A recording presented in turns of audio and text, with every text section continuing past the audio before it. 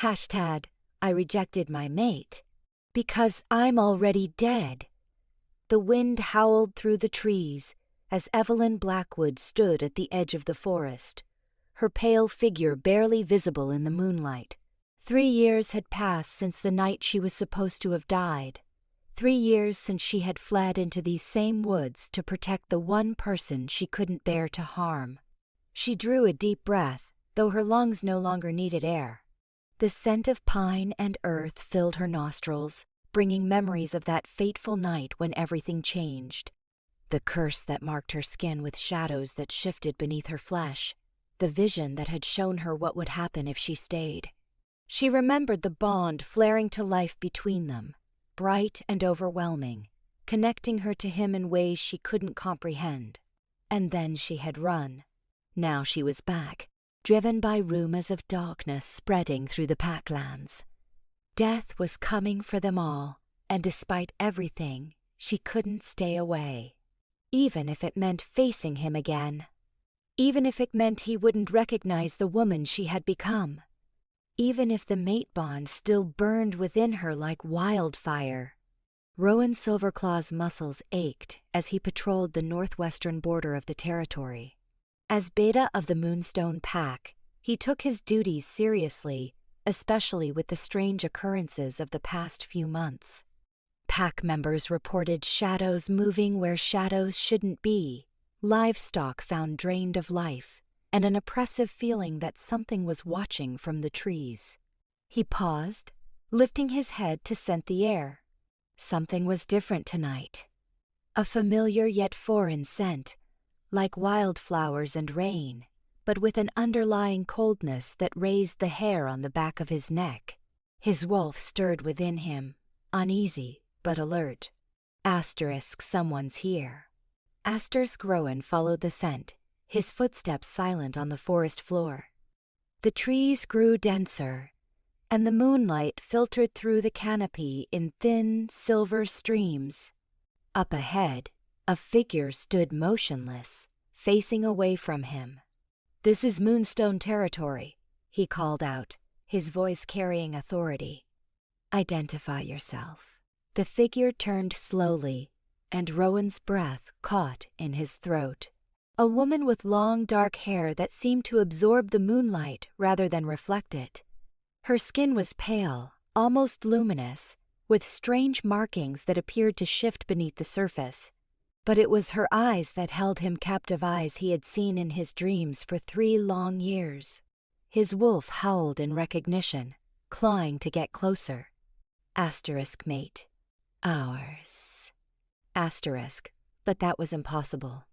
His mate had died 3 years ago, her body never found after she disappeared into these very woods.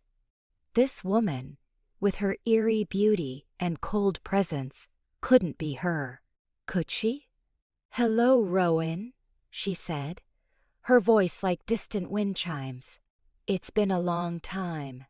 Rowan took a step back, confusion and anger warring within him. "Who are you?" Pain flashed across her features before her expression smoothed into careful neutrality. "My name is Evelyn," she said, "and I've come to warn you. Death is coming for the Moonstone Pack." Evelyn watched the emotions cross Rowan's face: suspicion, confusion, anger, and beneath it all, a faint glimmer of recognition that he seemed determined to deny. The bond between them pulsed, stronger than ever, but she could feel his resistance to it. He didn't recognize her. Not really. And why would he? She was no longer the vibrant, laughing woman he had known. That Evelyn had died in these woods 3 years ago, replaced by this pale shadow who existed somewhere between life and death. "What do you know about threats to my pack?" Rowan demanded, taking a step toward her. Evelyn fought the urge to retreat. Being this close to him after so long was both exquisite torture and desperate relief. Her cursed body might not need air, but she found herself breathless nonetheless. "I know that the shadows are gathering," she said carefully. I know that something ancient and hungry has awakened in these woods, and I know that your alpha doesn't have the power to stop it." Rowan's eyes narrowed. "And you do?" "No," she admitted, "but I understand it better than most. I've been mocked by it." She held out her arm, where the shadows beneath her skin coalesced into swirling patterns before dispersing again. His gaze fixed on the movement, and she saw a revulsion flicker across his face before he masked it. The sight hurt more than she wanted to admit. "What are you?" he whispered. Asterisk. "I'm the woman who loved you." Asterisk, she wanted to say. Asterisk, "I'm the mate who left to protect you. I'm the ghost of everything we could have been." Asterisk instead, she said, "Someone who wants to help." Rowan studied her, his expression unreadable. Finally, he nodded. "The Alpha will want to meet you. If you truly have information that can help us, we'll listen. But know this: if you pose any threat to my pack, I won't hesitate to eliminate you." The irony almost made her laugh. 3 years ago, she had left because her visions had shown her becoming a threat to him, to all of them. Now she was back, trying to prevent that very fate, and he was threatening to kill her. "I understand," she said softly. "Lead the way." As she followed him through the forest, Evelyn felt the weight of her secrets pressing down on her. The bond pulsed between them with every step, unacknowledged by Rowan, but undeniably present. She would have to be careful. Revealing too much too soon could destroy everything. But as death tightened its grip around their world, time was running out. And some secrets couldn't stay buried forever. Alpha Xavier Thornblade was not what Evelyn had expected. The stories she had heard painted him as a fierce warrior, unyielding and harsh. The man who sat before her in the pack house was certainly imposing, with broad shoulders and scars that spoke of battles won, but there was a weariness in his eyes that surprised her. "So?" Xavier said, studying her with an intensity that made the shadows under her skin writhe uncomfortably. "Rowan tells me you have information about the threats to my pack." Evelyn stood straight, aware of Rowan's presence behind her, his eyes boring into her back. "Yes, Alpha. I've been tracking the spread of this darkness for some time." "And what exactly is this darkness?" Xavier asked. "It's called the Void," Evelyn explained. "An ancient entity that feeds on life energy. It starts with small animals, then livestock, and eventually—" she hesitated. "Eventually, it will come for your wolves." Xavier leaned forward. "And how do you know this?" Evelyn took a deep breath. This was the part she had been dreading. "Because I was its first victim in these lands. 3 years ago, it marked me, cursed me. I'm neither truly alive nor dead." The room fell silent. She could feel Rowan's shock like a physical force against her back. 3 years ago, Xavier repeated slowly, his gaze sliding to Rowan. "Around the time of—" "Yes," Evelyn interrupted, not wanting to hear the name of the woman she used to be. "I encountered it in the Cursed Woods to the Cursed Woods. North. Since then, I've been studying it, learning its patterns, trying to find a way to stop it." Xavier's eyes narrowed. "And have you?" "Not yet," she admitted, "but I know it's growing stronger. The signs are all around you, the withered plants, the dead animals, the unnatural shadows. It's preparing to feed on a larger scale." "And what do you propose we do?" Xavier asked. "Let me help you," Evelyn said. "I can sense the Void's presence. I can track it, predict its movements. Together, We might find a way to stop it before it's too late." Xavier was silent for a long moment, considering her words. Finally, he nodded. "Very well. You may stay within our territory while we investigate these claims. But you will be watched at all times." "I understand," Evelyn said, relief washing over her. "Rowan," Xavier said, turning to his beta, "she's your responsibility. Keep her close." Rowan's jaw tightened, but he nodded. "Yes, Alpha." As they left the Alpha's office, Evelyn could feel Rowan's anger radiating from him in waves. The moment they were alone in the hallway, he spun to face her. "You're hiding something," he accused, his voice low. "There's more to your story than you're telling." Evelyn met his gaze steadily, even as her heart ached at the suspicion in his eyes. "We all have our secrets, Rowan." "Not from our Alpha," he growled. "Not when it threatens the pack. Asterisk our Alpha. Asterisk," she thought bitterly. Once, she had been part of this pack too. Once, she had belonged here, with him. "I've told you what matters for now," she said. The rest isn't relevant to the threat you're facing." Rowan stepped closer, and Evelyn had to fight the urge to back away. Being this close to him was dangerous for her heart, for her resolve. "I don't trust you," he said, his breath warm against her cold skin. "But we'll find out what you're hiding. Count on it." With that, he turned and walked away, leaving Evelyn alone with the weight of her secrets and the ache of a bond that remained unacknowledged. Rowan couldn't sleep. The encounter with the strange woman Evelyn had left him unsettled in ways he couldn't explain. There was something familiar about her, something that called to his wolf despite the unnatural coldness of her presence. He paced the floor of his cabin, trying to make sense of the conflicting emotions warring within him.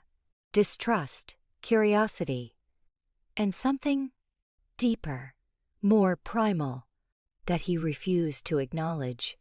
His wolf was restless, pushing against his control, urging him to seek her out again.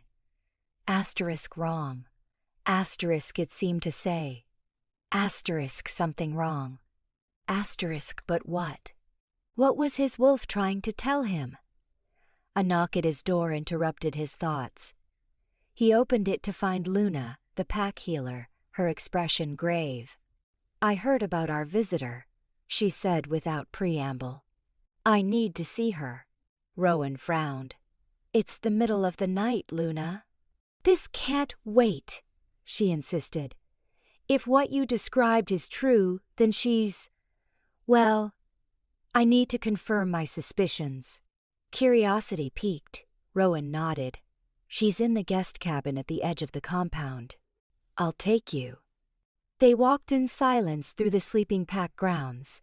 The night was unnaturally still, the usual sounds of the forest muted, as if the wildlife sensed the wrongness that had invaded their territory. When they reached the guest cabin, Rowan knocked firmly on the door. After a moment, Evelyn opened it, her eyes widening slightly at the sight of Luna. "Healer," she said softly, a hint of recognition in her voice. Luna gasped, her hand flying to her mouth. "By the moon," she whispered, "it is you." Rowan looked between them, confusion mounting. "You know each other?" Luna ignored him, her eyes fixed on Evelyn. "How is this possible?" "We mourned you. We searched for weeks." Evelyn's gaze dropped to the floor. "I couldn't come back." "Not after what happened." "Someone explain what's going on," Rowan demanded, frustration building. Luna turned to him, her expression a mix of wonder and sorrow. "You don't see it? Look at her, Rowan. Really look." Rowan studied Evelyn, taking in her pale skin, the strange shifting shadows beneath the surface, the haunting familiarity of her features. And suddenly, Like a veil lifting, he saw what had been in front of him all along. "Elena?" he whispered, the name torn from him like a wound reopening. Elena Blackwood, the woman who should have been his mate, the woman who had disappeared into the cursed woods 3 years ago, the night their bond had flared to life. The woman they had all believed dead. Except she wasn't Elena anymore. She was Evelyn now. And something had happened to her in those woods, something that had changed her fundamentally. "No," she said, her voice barely audible. "Elena died in those woods. I'm what's left." "But the bond," Rowan started, then stopped as the implications hit him. If she was Elena, then the mate bond should be there, connecting them. He had felt it flare to life that night 3 years ago, only to have it abruptly silenced when she disappeared. He had attributed the lingering echo of it to grief, to his wolf's refusal to accept her death. But if she was Olive or whatever she was, now why couldn't he feel the bond? As if in answer to his unspoken question, Evelyn said, "The curse changed me. It muted the bond. At least on your end." She swallowed hard. "I can still feel it, every moment of every day." The revelation hit Rowan like a physical blow. She had felt their bond for 3 years while he had been oblivious, believing her dead, mourning her without knowing she was out there somewhere. "Why?" he demanded, anger rising to replace his shock. "Why didn't you come back? Why didn't you tell me?" "Evelyn, no." Elinor looked at him with eyes full of ancient sorrow. "Because I saw what would happen if I did. The night the bond formed, I had a vision. I saw myself becoming a conduit for the void. I saw it using our bond to feed on you, on the entire pack. I ran to protect you. And—" "Now?" Rowan asked, his voice hard. "Why come back now?" "Because the void is growing stronger regardless," she said. "My sacrifice bought time, nothing more. And now I think there might be a way to stop it, but I can't do it alone."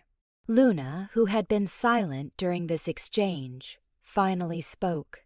The old texts mention something like this: a darkness that feeds on life energy.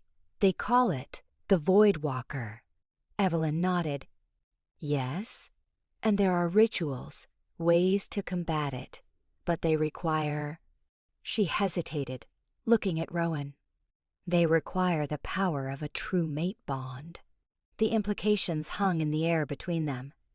A mate bond that Rowan couldn't feel, with a woman who was neither fully alive nor dead. A bond that had been severed by her choice to leave, by the curse that now marked her. "I need time to process this," Rowan said finally, his voice tight with controlled emotion. "Luna, take her to the archives. See what you can find about this Void Walker and the rituals she mentioned. I need to speak with the Alpha." Without waiting for a response, he turned and walked away, his mind in turmoil. Elena was alive, sort of. She had rejected their bond to protect him. And now she needed that same bond to save them all. The irony was bitter on his tongue as he strode through the night, trying to outpace the conflicting emotions threatening to overwhelm him. The pack archives were housed in a small building behind the main pack house. Its stone walls lined with shelves of ancient texts and scrolls. Luna moved with purpose through the dimly lit space, pulling volumes from various shelves while Evelyn watched in silence. "You shouldn't have kept this from him," Luna said finally, not looking up from the text she was examining. "He had a right to know." Evelyn sighed, the sound hollow in the quiet room. "I did what I thought was necessary. The vision I had, visions can be misinterpreted," Luna interrupted, finally meeting Evelyn's gaze. "They show possibilities, not certainties." This one felt certain. Evelyn insisted. I saw myself becoming a vessel for the void. I saw it using our bond to drain him, to drain all of you. I couldn't let that happen. Luna's expression softened slightly. And instead, you let it take you. Evelyn looked down at her hands, at the shadows that moved beneath her skin like living tattoos. Not entirely. I'm still here, in a way, caught between worlds. And the bond? Luna asked. You said Rowan can't feel it anymore, but you can? Yes, Evelyn whispered. It's muted, like hearing music underwater, but it's there, constant, a reminder of what I lost. Luna nodded thoughtfully. The texts speak of such things. When one mate undergoes a fundamental change-death, in most cases the bond can become one-sided. The living mate feels the absence, the severing. But the spirit of the departed mate might still feel connected. I'm not exactly dead, Evelyn pointed out.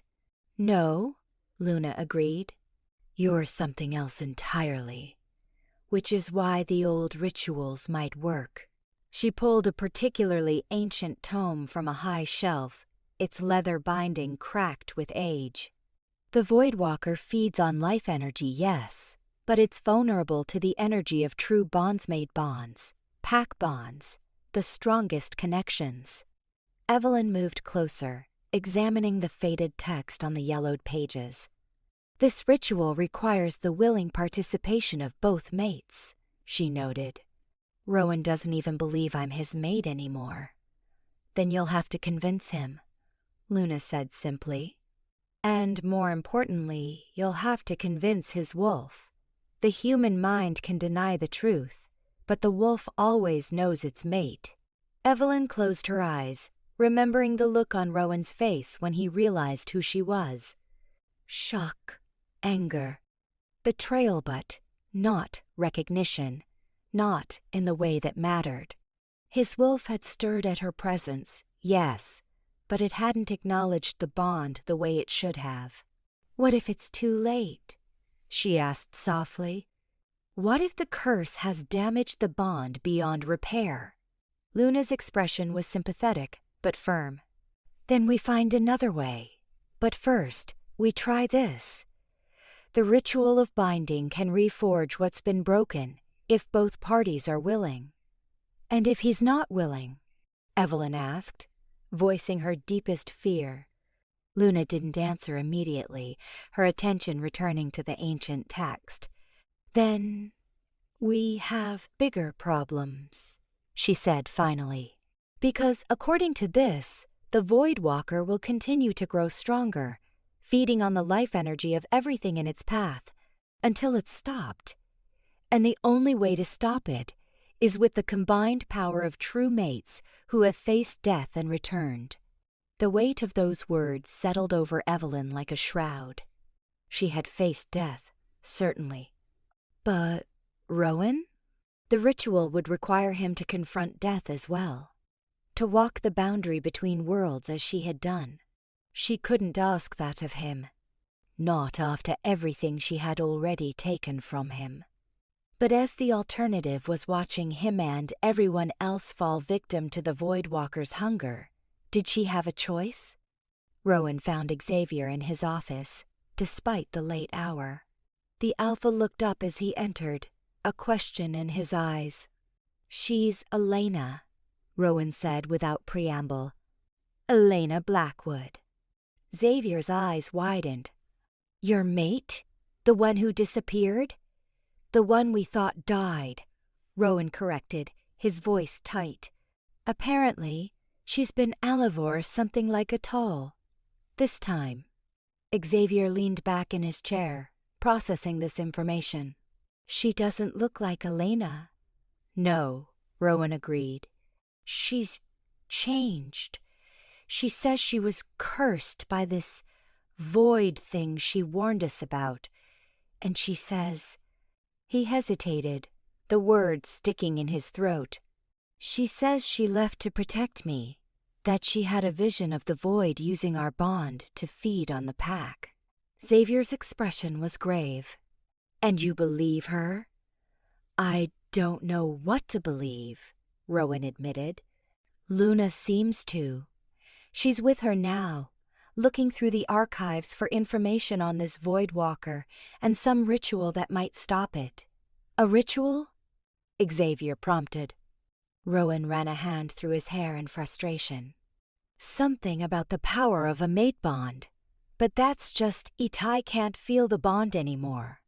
If she's really Elena, if she's really my mate, why can't I feel it? Xavier was silent for a moment, considering. The old stories speak of bonds being altered by death or near-death experiences. If this curse changed her fundamentally, it might have affected the bond as well. She says she can still feel it, Rowan said bitterly.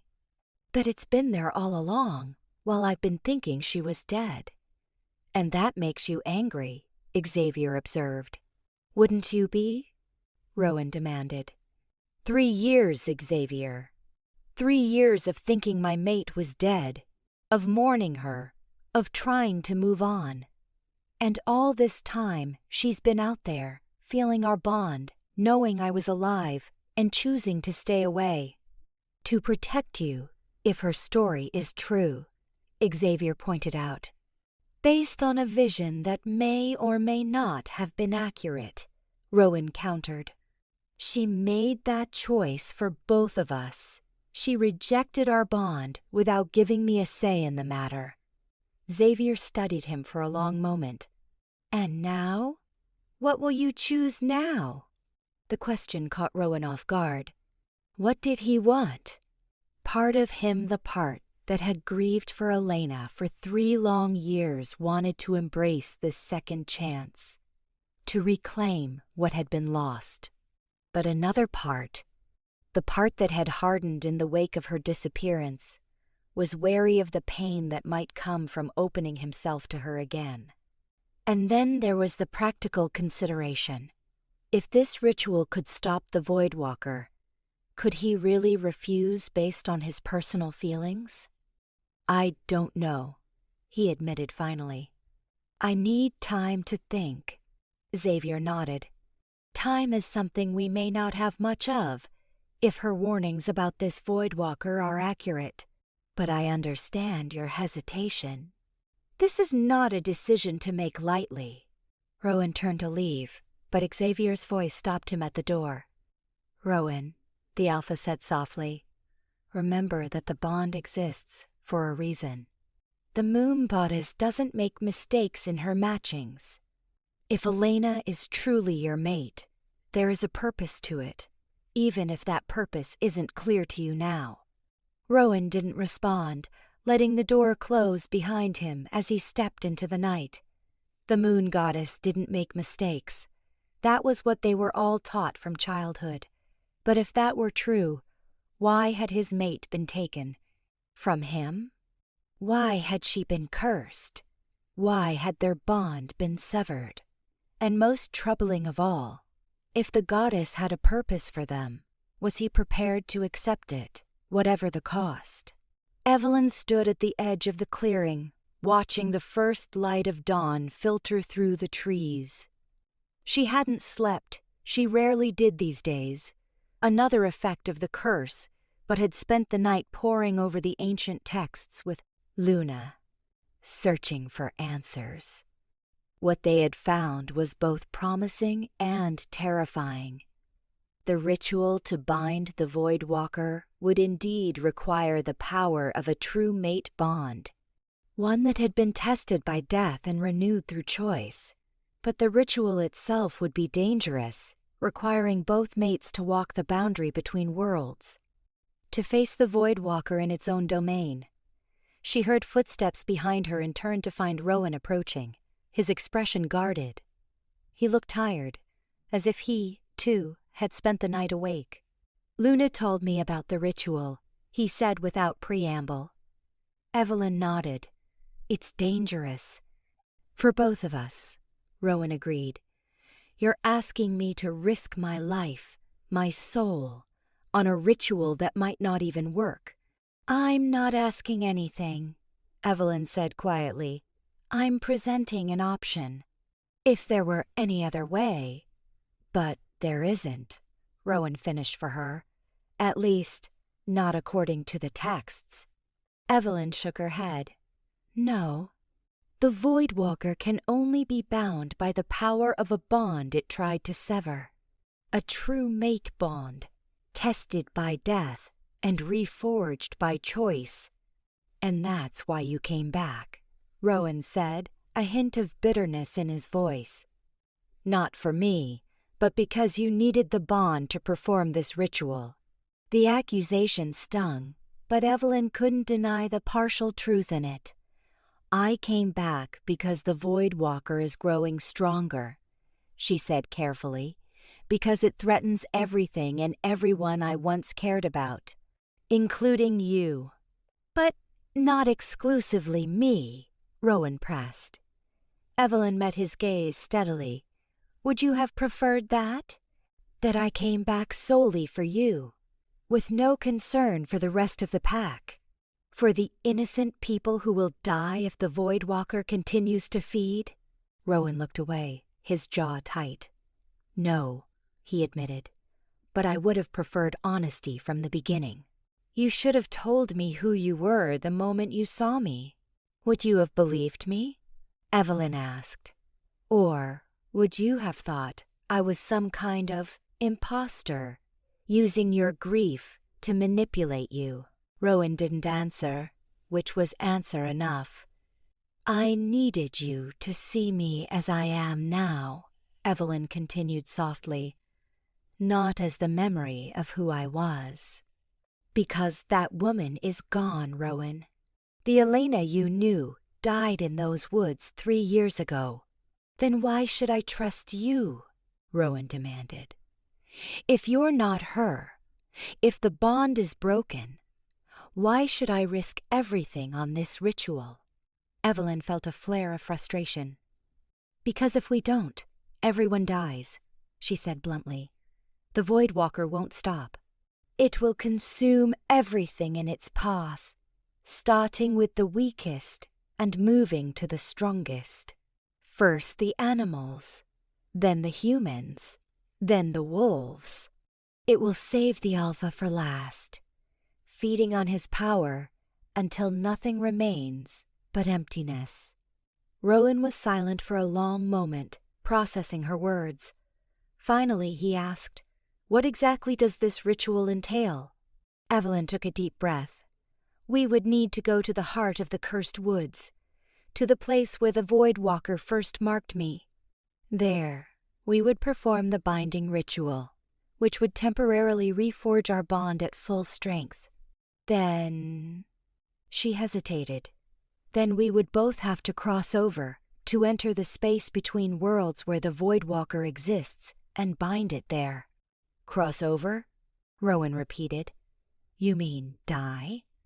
Temporarily, Evelyn clarified. Your wolf would anchor you to this world, allowing your spirit to return. But yes, for a brief time, you would need to let go of life. Rowan's expression hardened. And you've done this before? This crossing over? Yes, Evelyn admitted. It's how I survive now. My body died that night in the woods, but my spirit refused to move on completely. I exist between worlds, not fully alive, but not fully dead either. And that's what you're asking me to become, Rowan said, his voice low. Like you. No, Evelyn said quickly. The ritual would be temporary for you. Your wolf would pull you back. And if it doesn't? Rowan challenged. If I end up trapped between worlds like you? Evelyn had no answer for that. The texts weren't clear on the risks, on what might happen if the ritual went wrong. All she knew was that it was their best hope, perhaps their only hope of stopping the Voidwalker. I can't make this decision lightly, Rowan said finally. I need to see what I'm up against. Take me to where it happened, to where you were mocked." Evelyn's eyes widened. "The heart of the cursed woods? Rowan, it's dangerous. The Voidwalker's influence is strongest there.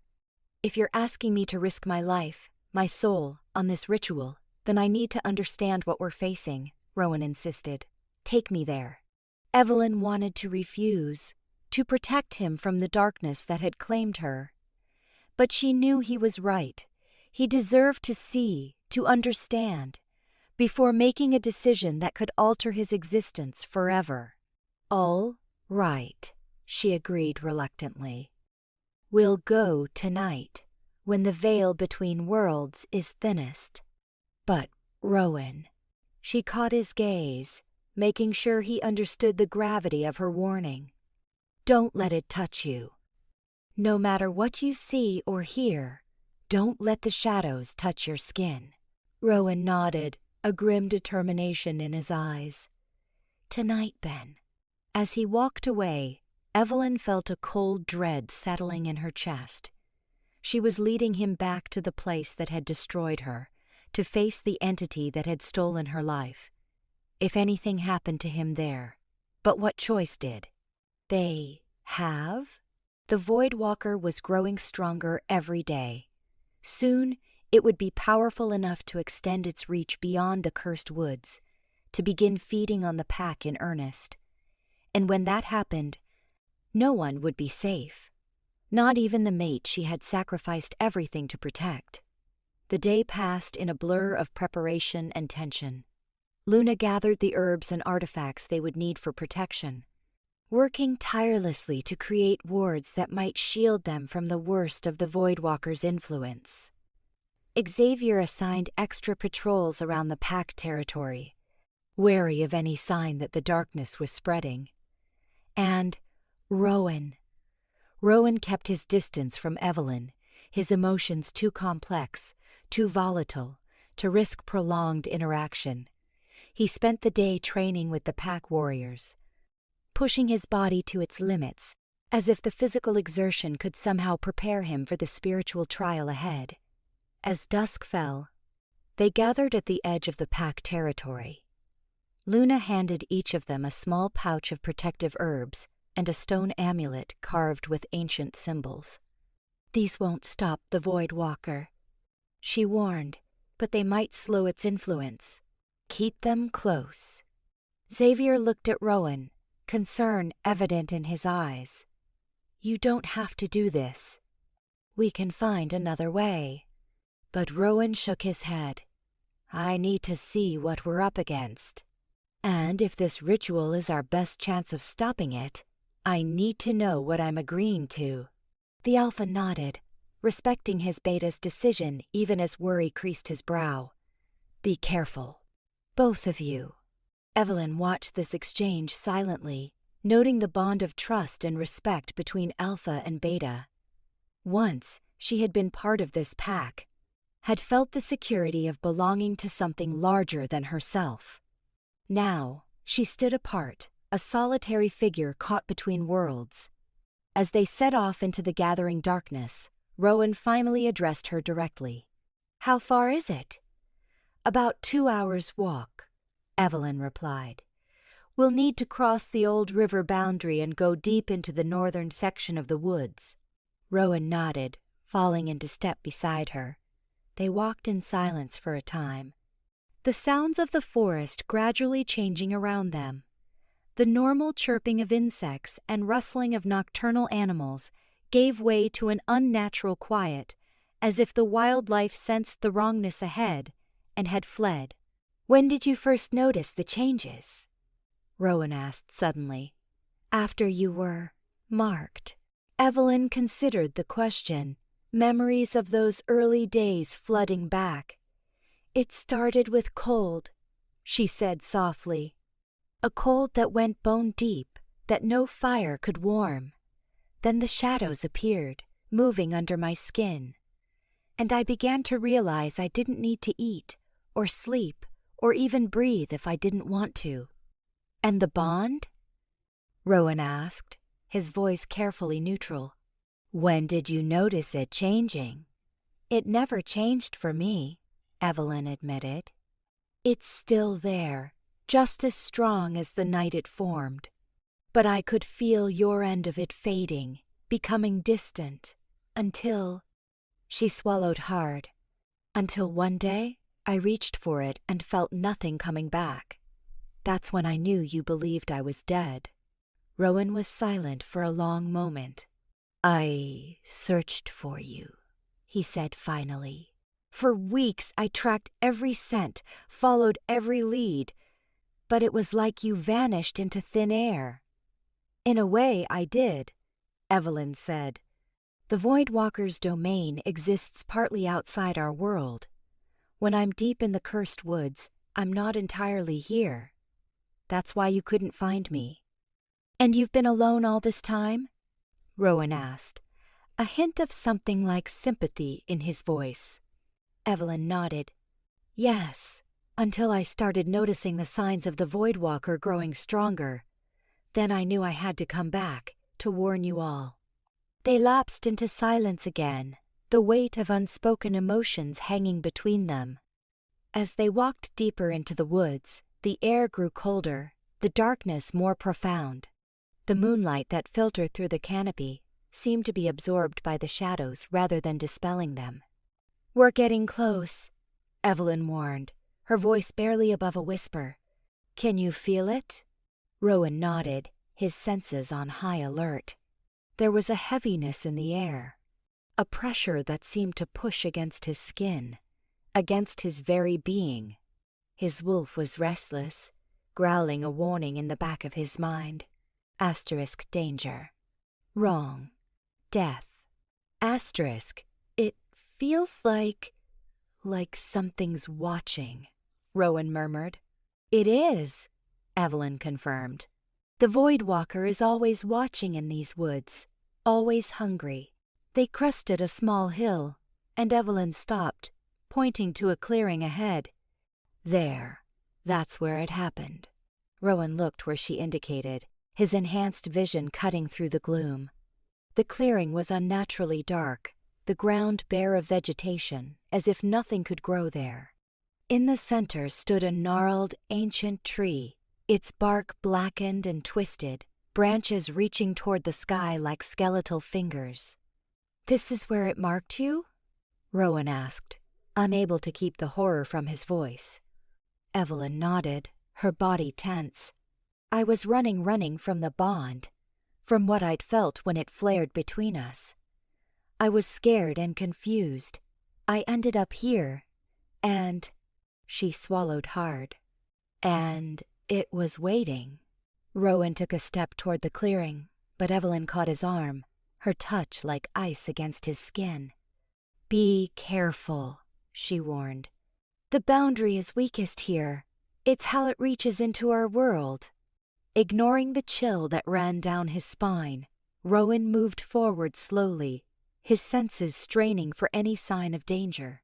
As he stepped into the clearing, the air seemed to thicken around him, making each breath a conscious effort. The shadows at the edges of his vision appeared to move, to writhe with a life of their own. And then he felt Ite presence, ancient and hungry, watching him with malevolent awareness. His wolf snarled in response, hackles raised against an enemy it couldn't see, but could sense all too clearly. "Rowan." Evelyn's voice seemed to come from far away, though she stood just behind him. "Don't go any closer to the tree." But something was pulling him forward, a dark curiosity he couldn't explain. He took another step, and another, drawn toward the twisted tree at the center of the clearing. As he approached, he noticed strange markings carved into the bark, symbols that seemed to shift and change as he looked at them, making his head ache with the effort of focusing. "What are these?" he asked, reaching out a hand. "Rowan, don't!" Evelyn cried, real fear in her voice. Too late. His fingers brushed against the blackened bark. Instantly, a searing cold shot up his arm, so intense it felt like burning. Images flooded his mind, darkness consuming light, shadows devouring life, an endless hunger that could never be sated. And in the midst of it all, he saw Evelyn as she had been 3 years ago, young and vibrant and terrified, facing this ancient evil alone. He saw the shadows reaching for her, wrapping around her, seeping into her skin. He heard her screams as the cold invaded her body, felt her desperation as she fought against it. And he felt the moment when she made her choice to sacrifice herself, to accept the marking, to flee into the darkness rather than return to him and risk bringing this evil with her.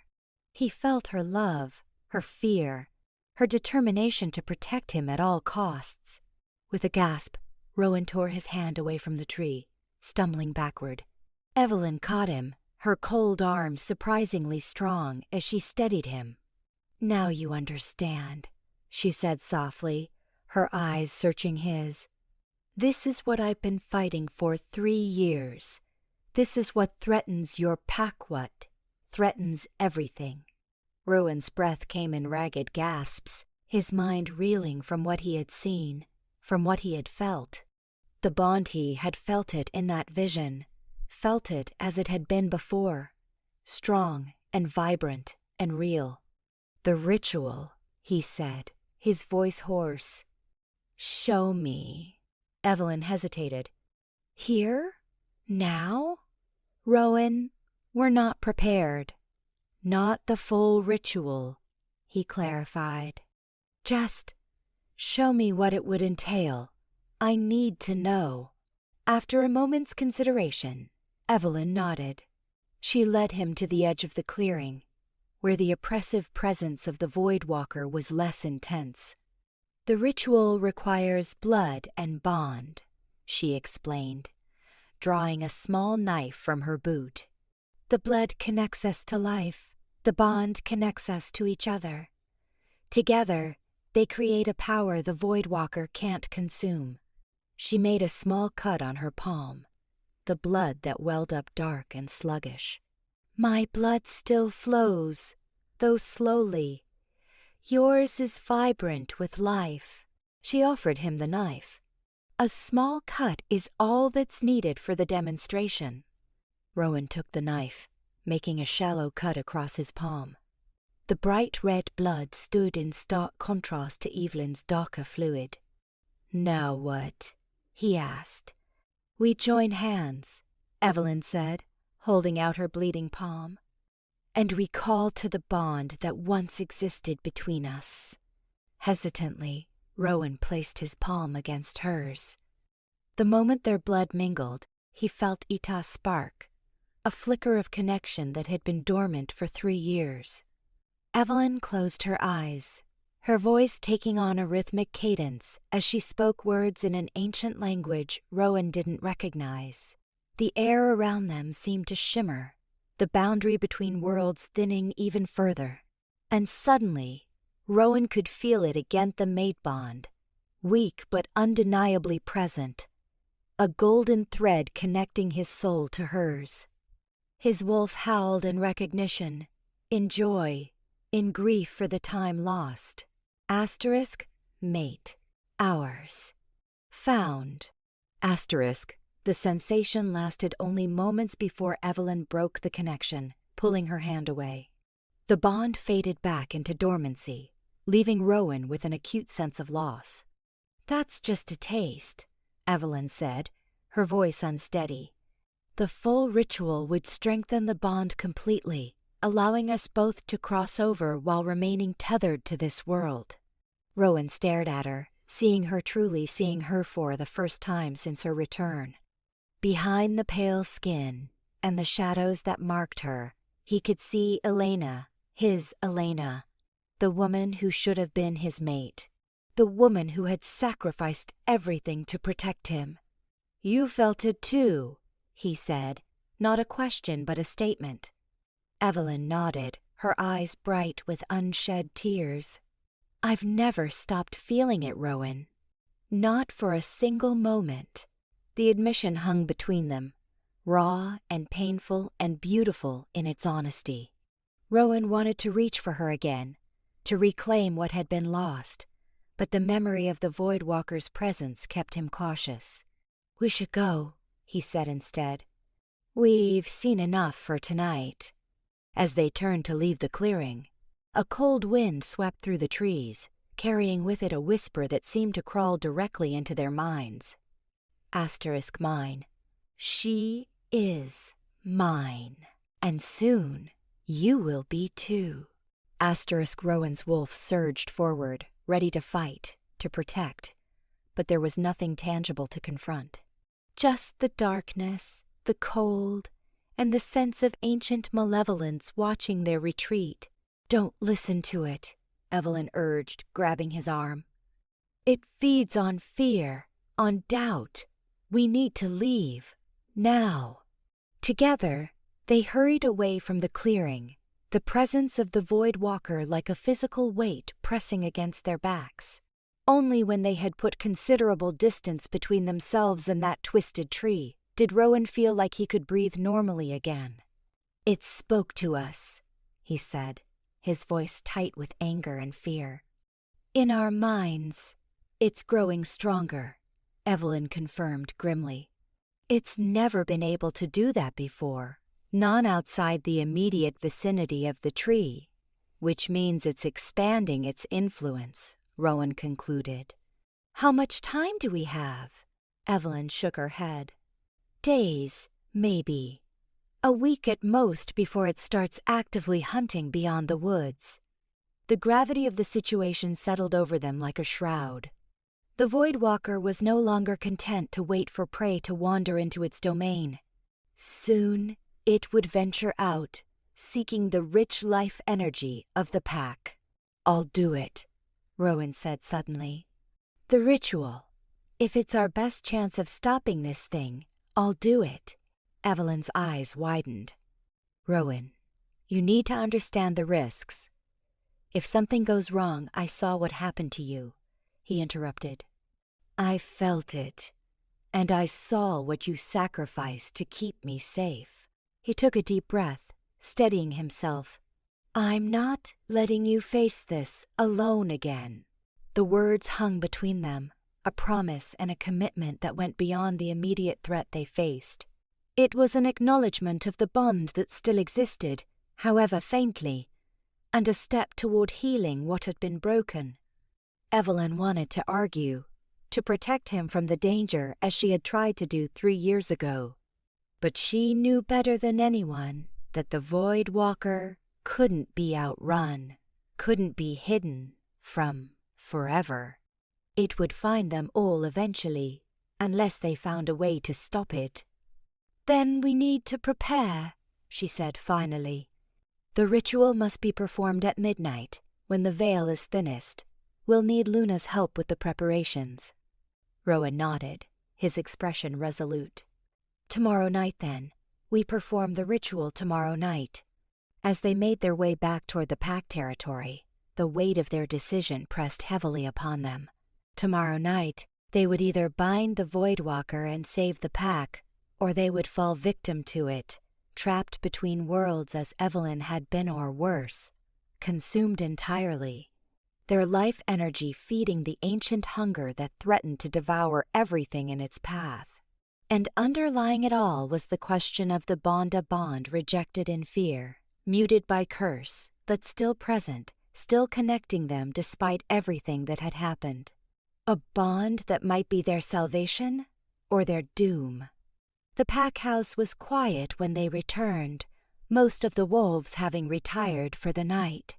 But Xavier and Luna were waiting in the Alpha's office, tension evident in their postures. "Well?" Xavier asked as they entered. "The Voidwalker is real," Rowan confirmed grimly. "And it's growing stronger. We need to perform the binding ritual tomorrow night." Luna's eyes widened. "So soon? Rowan, the preparations." "We don't have much time," Evelyn interrupted. "Its influence is spreading faster than I anticipated. It's already able to reach beyond the clearing, to communicate telepathically at a distance. Xavier cursed under his breath. That's not good. No, Evelyn agreed. It means it's gaining power, extending its reach. Soon it will be able to feed without direct contact. And this ritual, Xavier said, turning to Rowan. You're sure about this? Luna explained the risks. You would be temporarily crossing over, leaving your body vulnerable. Rowan nodded, his expression resolute. I'm sure. I've seen what we're up against. This is our best chance. Xavier studied his beta for a long moment, then turned to Luna. What do you need for the preparations? The healer straightened, slipping into her role with practiced efficiency. Herbs for protection wolfsbane, rowan berries, mistletoe, silver dust to create the circle, and blood from both participants, collected under the waxing moon. The moon is waxing now. Xavier pointed out. You can collect the blood tonight. Luna nodded. Yes, and I'll need help gathering the other components. She turned to Evelyn. The texts mentioned a specific type of black candle, infused with grave dirt and bone dust. Do you know where to find such things? Evelyn hesitated. Yes. There's an old cemetery at the far eastern edge of the territory.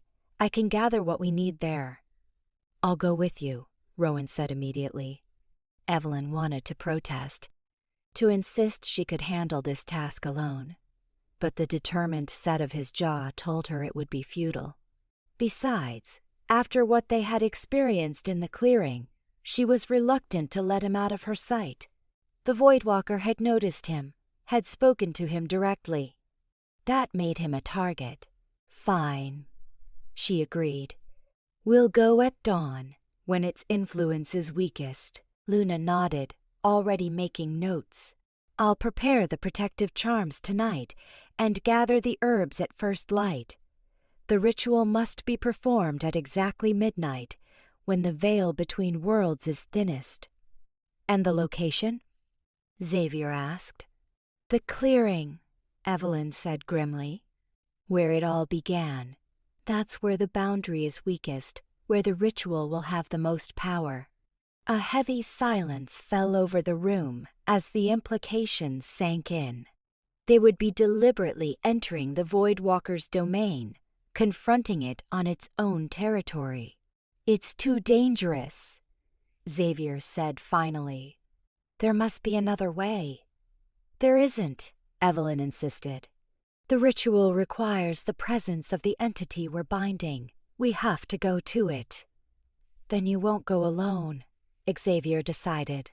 I'll assign a protective detail wolves who can guard the perimeter while you perform the ritual. No, Evelyn said sharply. Anyone else in that clearing would be at risk. The Voidwalker would sense their life energy, would be drawn to it. It could interfere with the ritual, or worse, claim more victims. Xavier looked like he wanted to argue, but Rowan intervened. She's right, Alpha. This is something we have to do alone. But, he glanced at Evelyn, seeking confirmation. Maybe a small group could accompany us to the edge of the cursed woods, remain on standby in case we need extraction. Evelyn considered this, then nodded reluctantly. That would be acceptable. But they must not enter the woods themselves, no matter what they hear or sense. Xavier didn't look happy about the compromise, but he recognized the necessity. Very well. I'll select the most level-headed wolves for the detail. He turned to Luna. And you? Will you accompany them? The healer hesitated. I should be there to supervise the ritual, to ensure it's performed correctly. But, she glanced at Evelyn. I've never entered the cursed woods before. I don't know if I have the strength to resist its influence. You do, Evelyn assured her. Your connection to the pack, to the earth, gives you a natural protection, but you would need to stay at the edge of the clearing, not venture too close to the tree. Luna nodded, her expression resolute. "Then I'll come. You'll need my guidance for the more complex aspects of the ritual." With the plans settled, they dispersed to begin preparations. Luna took Evelyn and Rowan to the healing cabin, where she carefully collected vials of their blood by moonlight, murmuring ancient blessings as she worked. When she was finished, she handed each of them a protective amulet. "Wear these at all times until the ritual is complete," she instructed. "They won't stop the Voidwalker, but they may slow its influence, give you time to react if it tries to reach for you." Rowan slipped the amulet over his head, feeling a slight warmth emanating from the smooth stone. "Thank you," he said sincerely. Luna's expression softened. "Be careful, both of you. This entity, it's unlike anything we faced before. The old texts warn of its cunning, its ability to exploit doubts and fears." "We'll be careful," Evelyn promised, though the words felt hollow even as she spoke them. How could one be truly careful when confronting an ancient evil that fed on life itself? As they left the healing cabin, Rowan turned to Evelyn. "You should rest," he said. "Dawn will come quickly." Evelyn gave him a sad smile. "I don't sleep much these days. Another effect of the curse." Rowan studied her, noting the weariness in her eyes despite her claim. "Then what will you do until dawn?" Evelyn looked toward the forest, her expression distant. "Keep watch. The Voidwalker knows we're planning something. It may try to interfere before we can complete the ritual." Rowan wanted to argue, to insist she take what rest she could, but he knew it would be futile. Instead, he said, "I'll keep watch with you." Surprise flickered across Evelyn's features. "You need to rest, Rowan. Tomorrow will be challenging." "So will tonight, if you're facing this thing alone," he countered. "Besides, my wolf is too restless for sleep." It was true. Ever since the clearing, his wolf had been on high alert, pacing the boundaries of his consciousness, sensing a threat it couldn't see but knew was there. After a moment's hesitation, Evelyn nodded. "All right. But promise me you'll rest tomorrow, before the ritual. You'll need your strength." "I promise," Rowan agreed. Together, they walked to the edge of the Pack compound, where the manicured grounds gave way to the wild forest beyond. They sat in companionable silence, watching the moon's progress across the sky, lost in their own thoughts. "Do you think it will work?"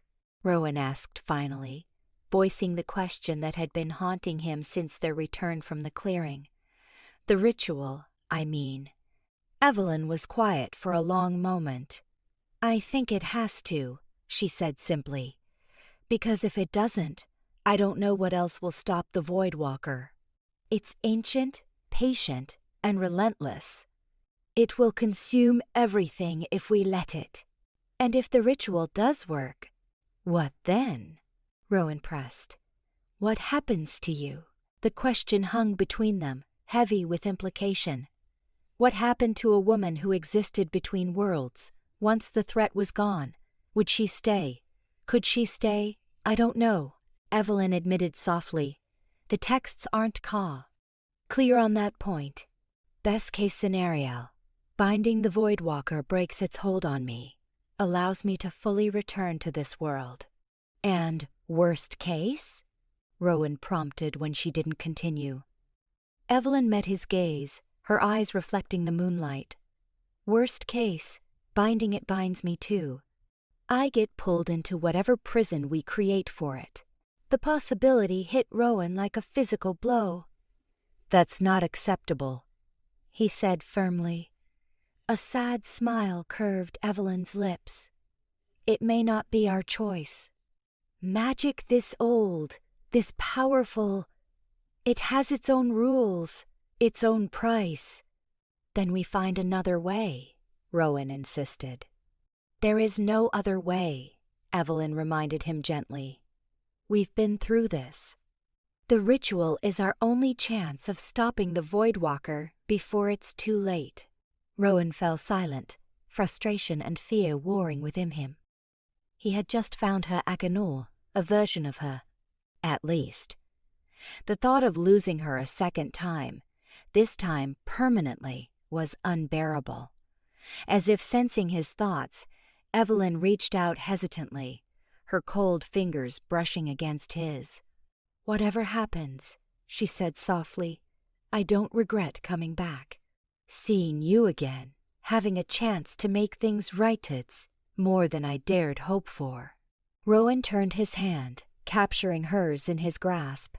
Despite the chill of her skin, the contact felt right, felt necessary. "We're going to find a way through this," he promised. "Both of us." Evelyn didn't argue, but the doubt in her eyes spoke volumes. She had been living with the curse for 3 years, had studied the Voidwalker, understood its power in ways Rowan was only beginning to grasp. She knew the odds they faced, but as they sat together under the waning night sky, hands joined in defiance of the darkness that threatened them, Rowan made a silent vow.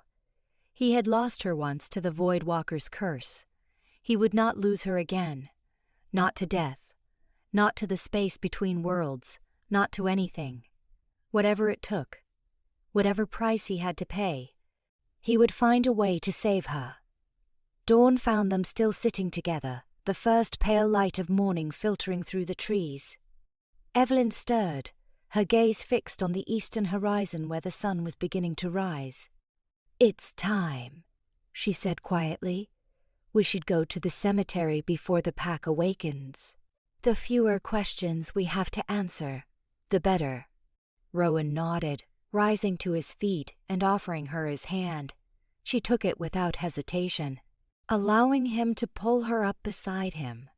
For a moment, they stood close, their eyes meeting in silent acknowledgement of what lay ahead.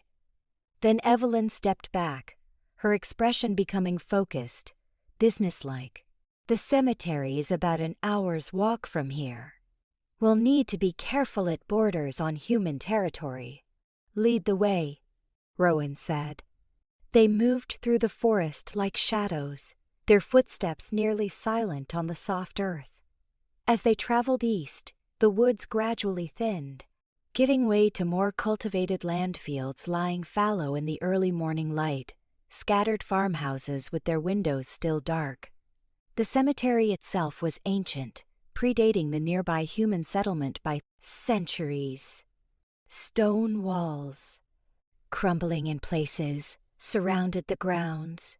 Weathered headstones tilted at odd angles, many so worn by time and elements that their inscriptions were no longer legible. "This place has power," Evelyn explained as they slipped through a gap in the wall. "The barrier between worlds is naturally thinner in places of death and remembrance." Rowan followed her through the overgrown grass, past lichen-covered monuments and sunken graves.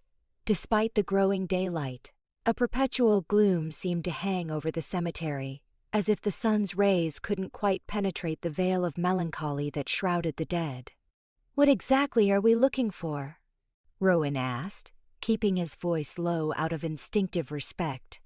"Grave dirt from an unconsecrated burial," Evelyn replied, moving with purpose toward the far corner of the cemetery. "And bone fragments for the ass. Candles. The oldest graves will be best the passage of time strengthens the connection to the other side." They found what they were looking for in the most neglected section of the cemetery, where the graves were unmarked and the ground uneven. Evelyn knelt beside a particularly ancient burial site, her fingers working carefully to gather soil into a small pouch. "Here," she said, passing Rowan a second pouch. "Look for small white fragments in the soil. They'll have a different energy than ordinary stones will feel it."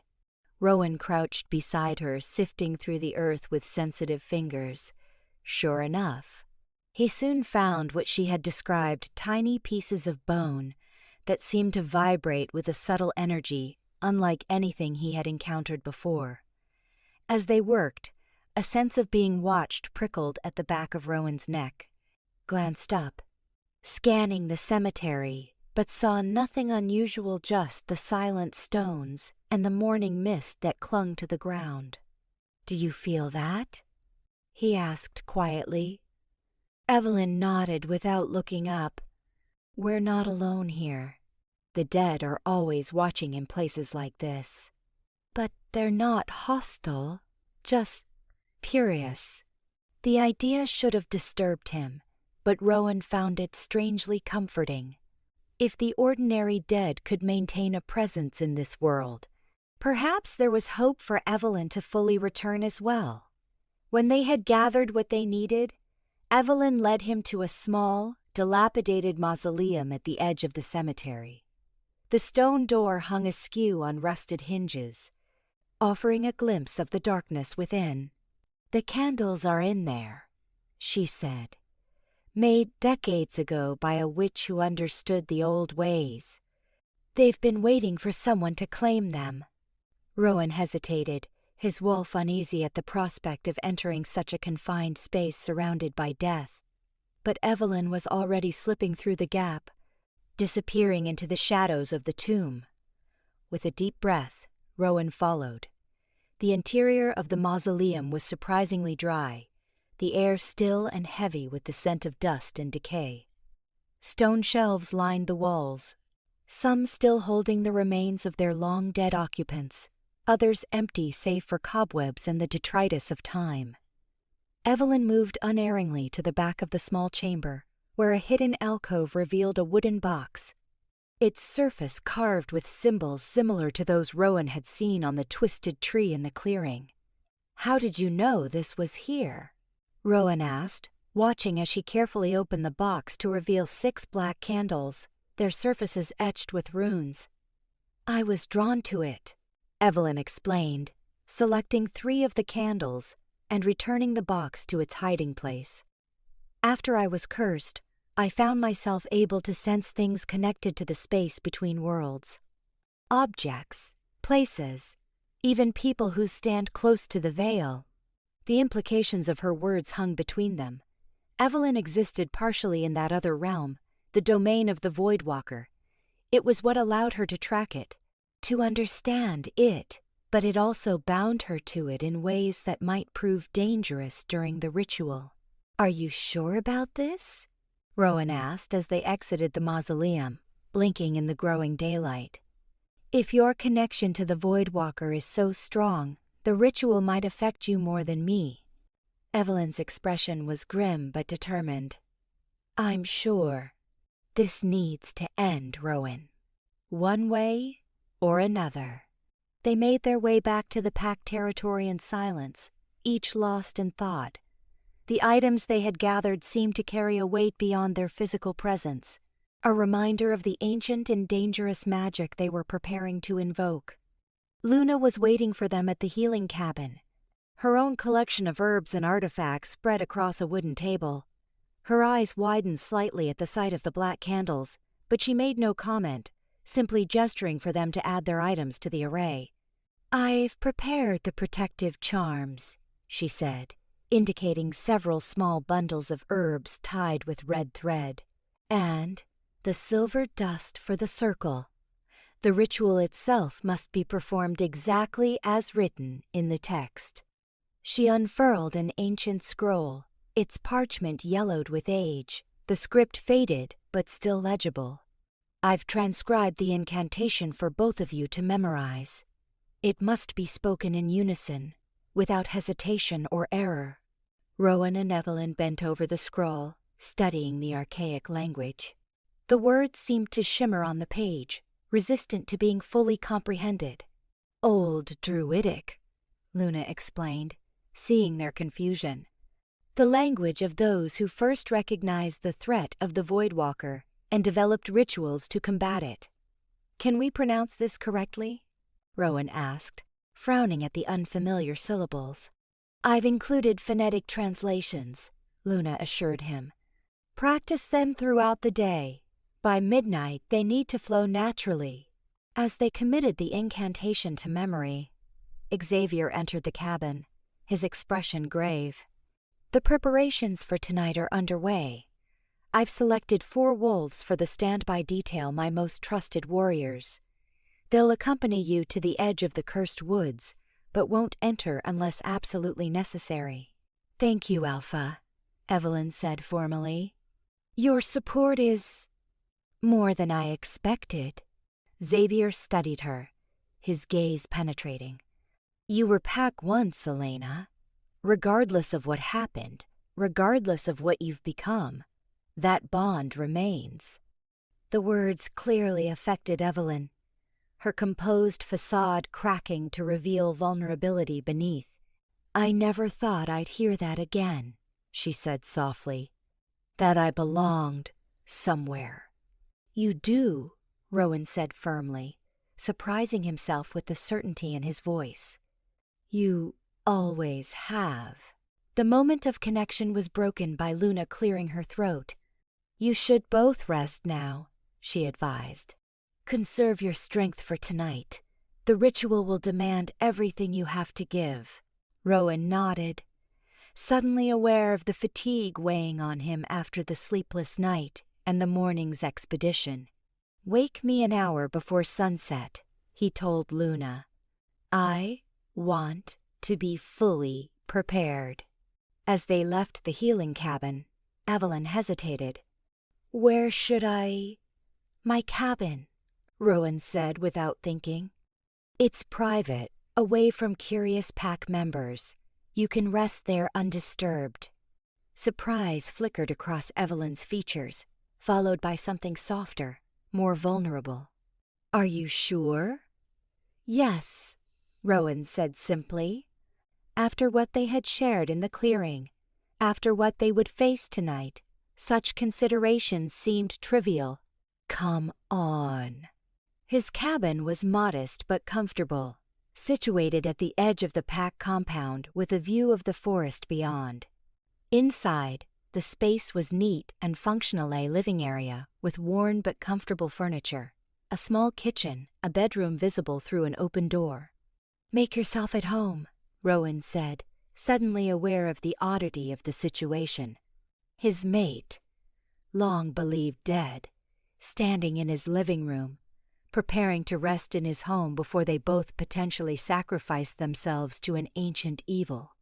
Evelyn looked around, her gaze lingering on the small details that made the space: his books on the shelves, a worn leather jacket hanging by the door, a carved wooden wolf on the mantel that he recognized as her gift to him. "Years ago." "You kept it," she said softly, moving to touch the carving with gentle fingers. "I kept everything," Rowan admitted. I couldn't let go." The confession hung between them, raw and honest. Evelyn turned to face him, her eyes bright with unshed tears.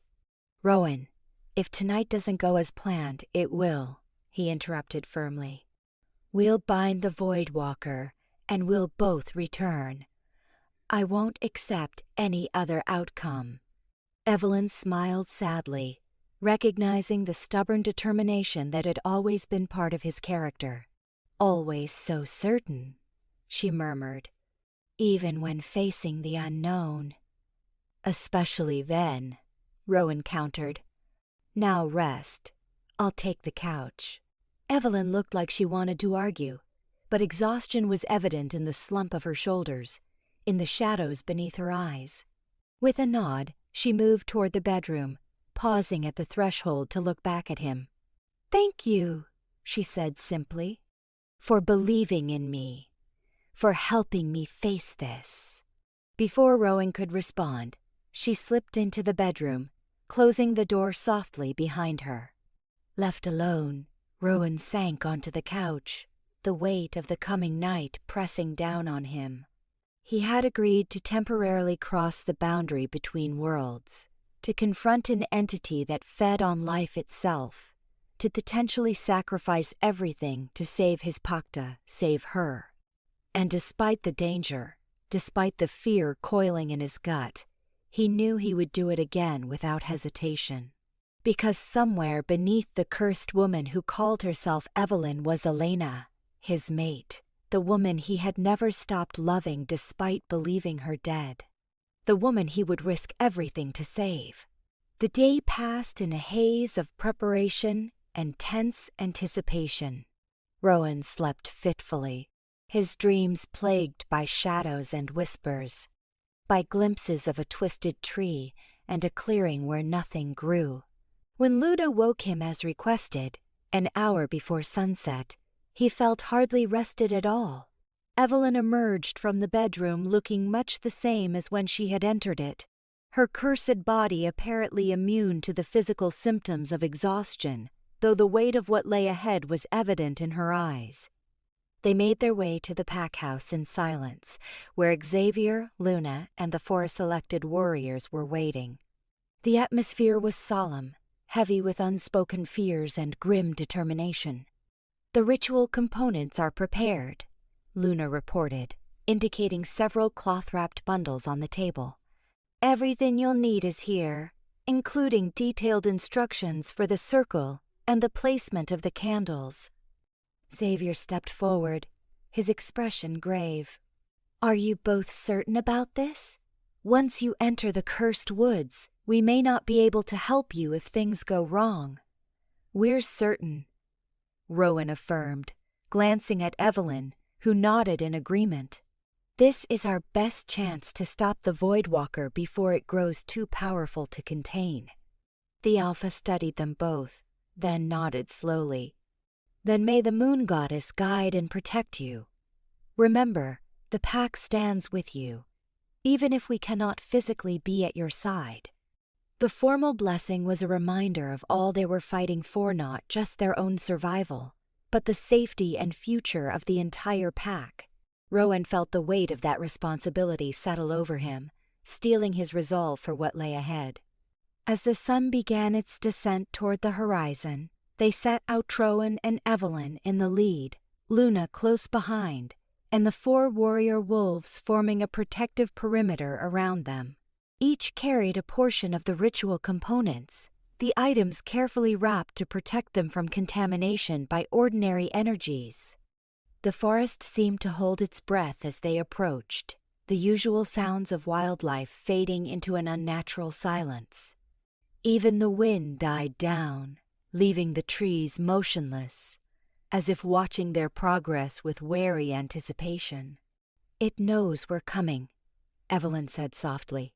"It can sense our intent." "Good," Rowan replied, his voice hard with determination. "Let it know. Let it fear us."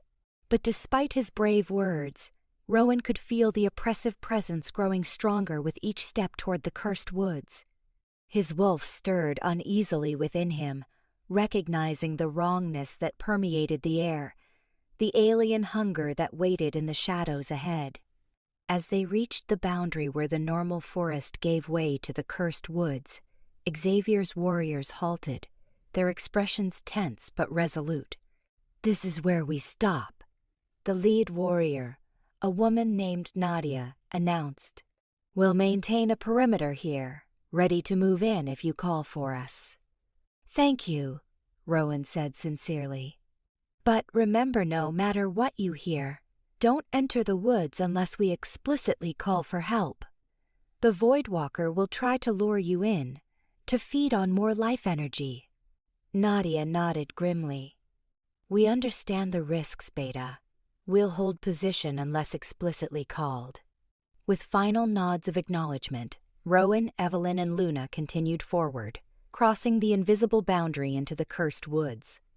The change was immediate and palpable. The air grew colder, heavier, as if resisting their very presence. Shadows seemed to move at the corners of their vision, never quite visible when looked at directly. "Stay close," Evelyn warned, her voice barely above a whisper. "The Voidwalker's influence is stronger than the last time we were here. It's preparing to feed." Luna shivered, clutching her bundle of herbs more tightly. "I can feel it," she murmured. "Like a vacuum, pulling at my energy." "The protective charms will help," Evelyn assured her. But we need to move quickly.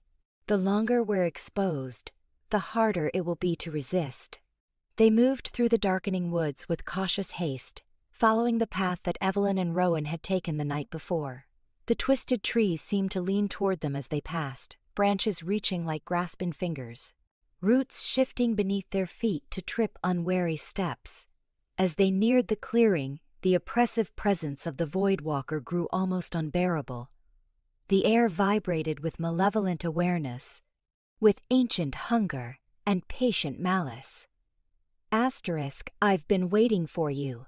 Asterisk. The voice slithered directly into their minds, bypassing their ears entirely. Luna gasped, nearly dropping her bundle. Rowan steadied her, with a hand on her arm, his expression grim. Ignore it, he advised. It's trying to distract us, to make us afraid. It's working, Luna muttered, but straightened her shoulders with determined courage. The clearing looked different in the fading twilight. The bare ground seemed to pulse with a subtle luminescence. The gnarled tree at its center, more imposing, more threatening. The shadows beneath its twisted branches writhed with a life of their own, forming patterns that hurt the eyes to look upon. We need to work quickly, Evelyn said, her voice tight with strain. Luna, set up at the edge of the clearing.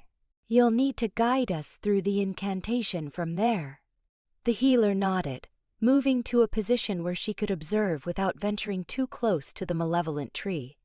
She began unpacking her supplies, laying out the components of the ritual with practiced efficiency despite her obvious fear. Rowan and Evelyn approached the center of the clearing, each step requiring conscious effort against the invisible resistance that pushed against them. The shadows beneath Evelyn's skin writhed more actively now, responding to the proximity of the entity that had marked her. It's fighting us already, she murmured. Can you feel it? Rowan nodded grimly. His wolf was snarling within him, recognizing an enemy it could sense but not attack in any physical way. The primal part of him wanted to shift, to meet this threat with fang and claw, but he knew such tactics would be useless against the Voidwalker. This battle would be fought with ancient magic, with blood and bond and will.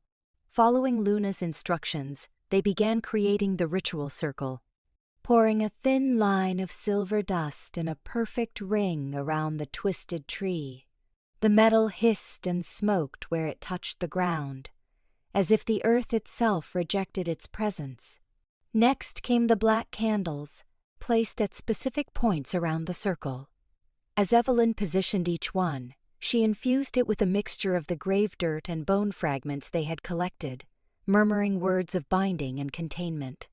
The wind began to rise, swirling around the clearing with unnatural force, carrying whispers that seemed just on the edge of comprehension. Promises, threats, pleas. The Voidwalker, sensing their intent, was growing desperate. Asterisk, she is mine. Asterisk, it hissed in their minds. Asterisk, marked by my shadow, bound to my realm. You cannot take what belongs to me. Asterisk. Ignore it, Evelyn said through gritted teeth. It's trying to break our concentration. Luna called from the edge of the clearing, her voice barely audible over the rising wind. The circle is complete. Begin the blood offering. Rowan drew the ritual knife from his belt, its silver blade gleaming in the dim light.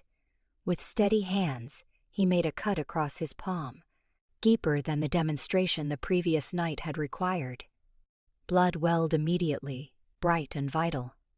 Evelyn did the same, her darker blood flowing more slowly but with the same intent.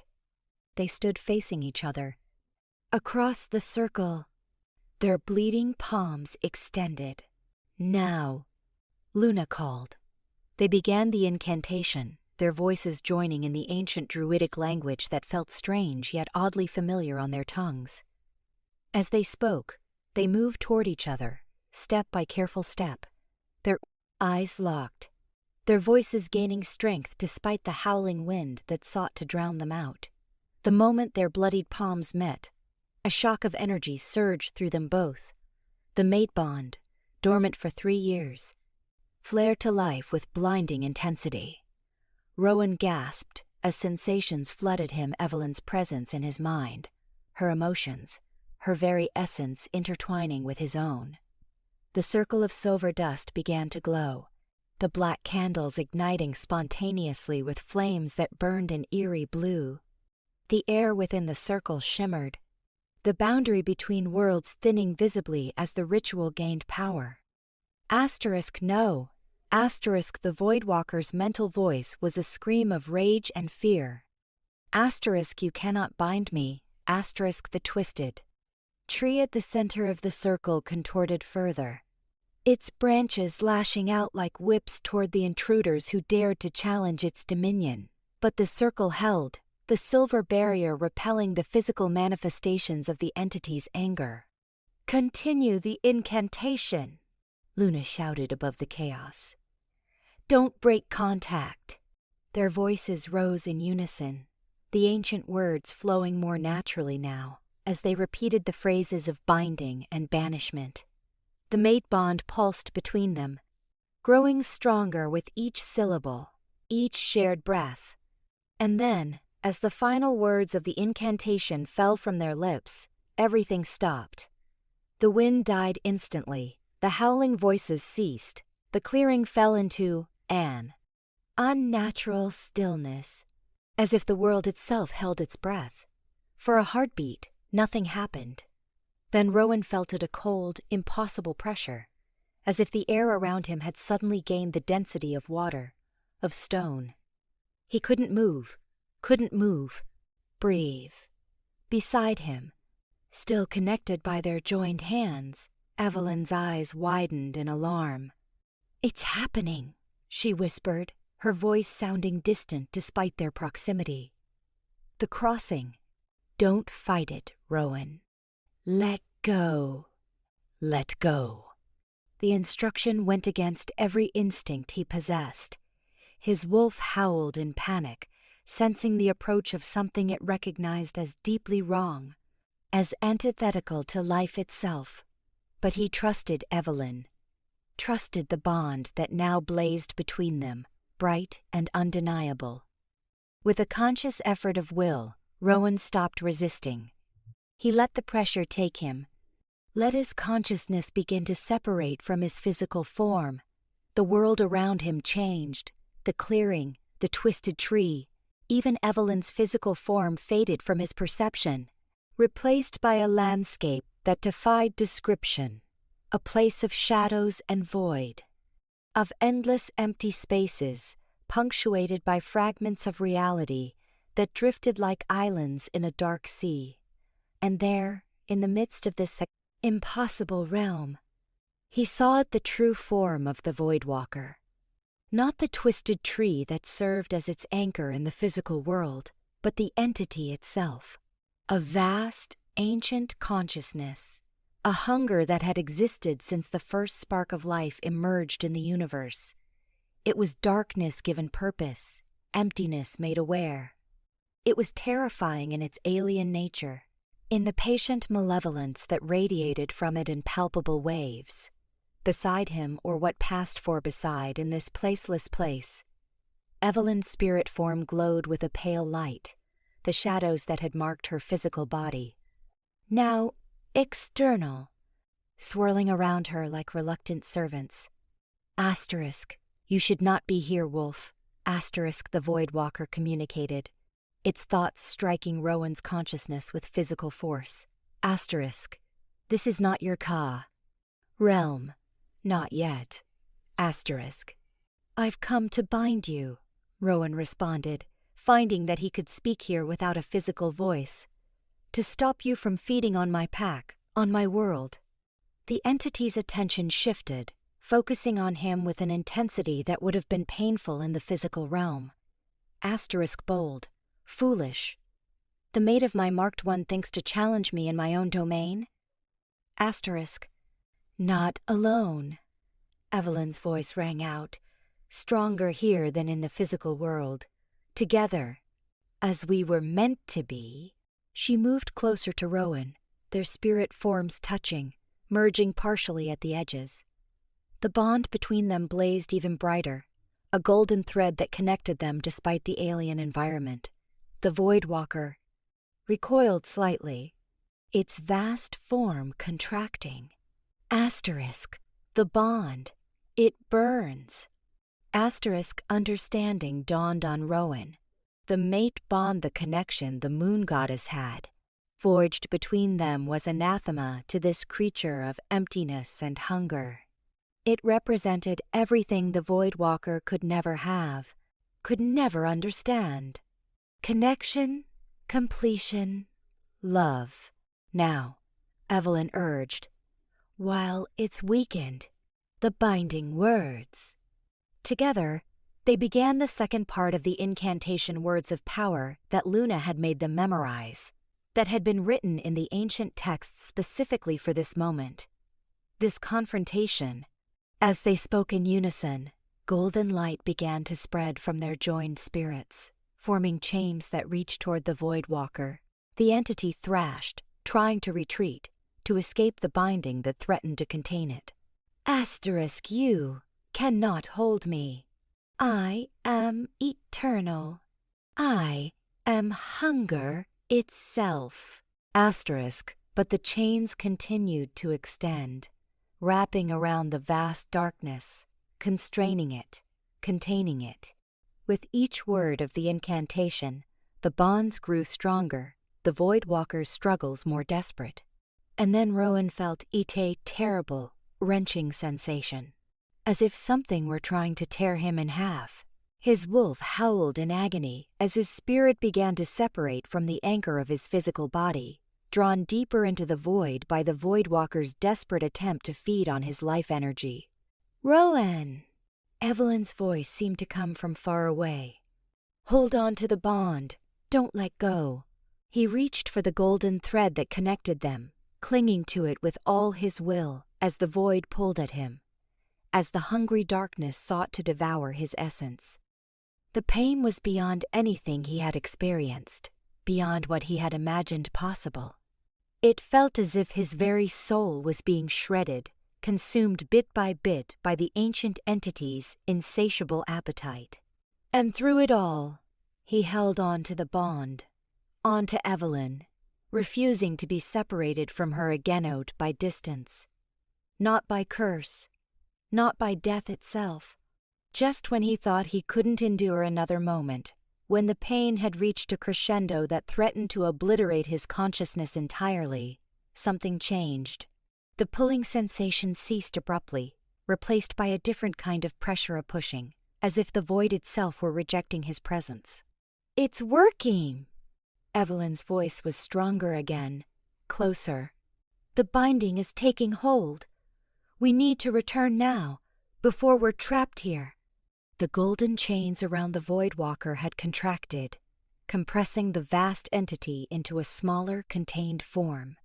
It still struggled, still radiated malevolence and hunger, but its power was diminished, constrained by the magic they had invoked. How do we get back? Rowan asked, his spiritual voice weak from the ordeal.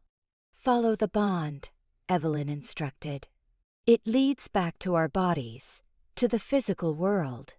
Rowan focused on the golden thread that connected them, tracing it back through the void, through the boundary between worlds.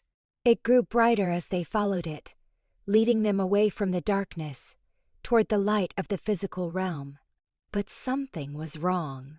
As they approached the boundary, Rowan felt himself passing through easily, drawn back to his body by his wolf's desperate pull. But Evelyn was struggling, held back by tendrils of shadow that clung to her spirit form.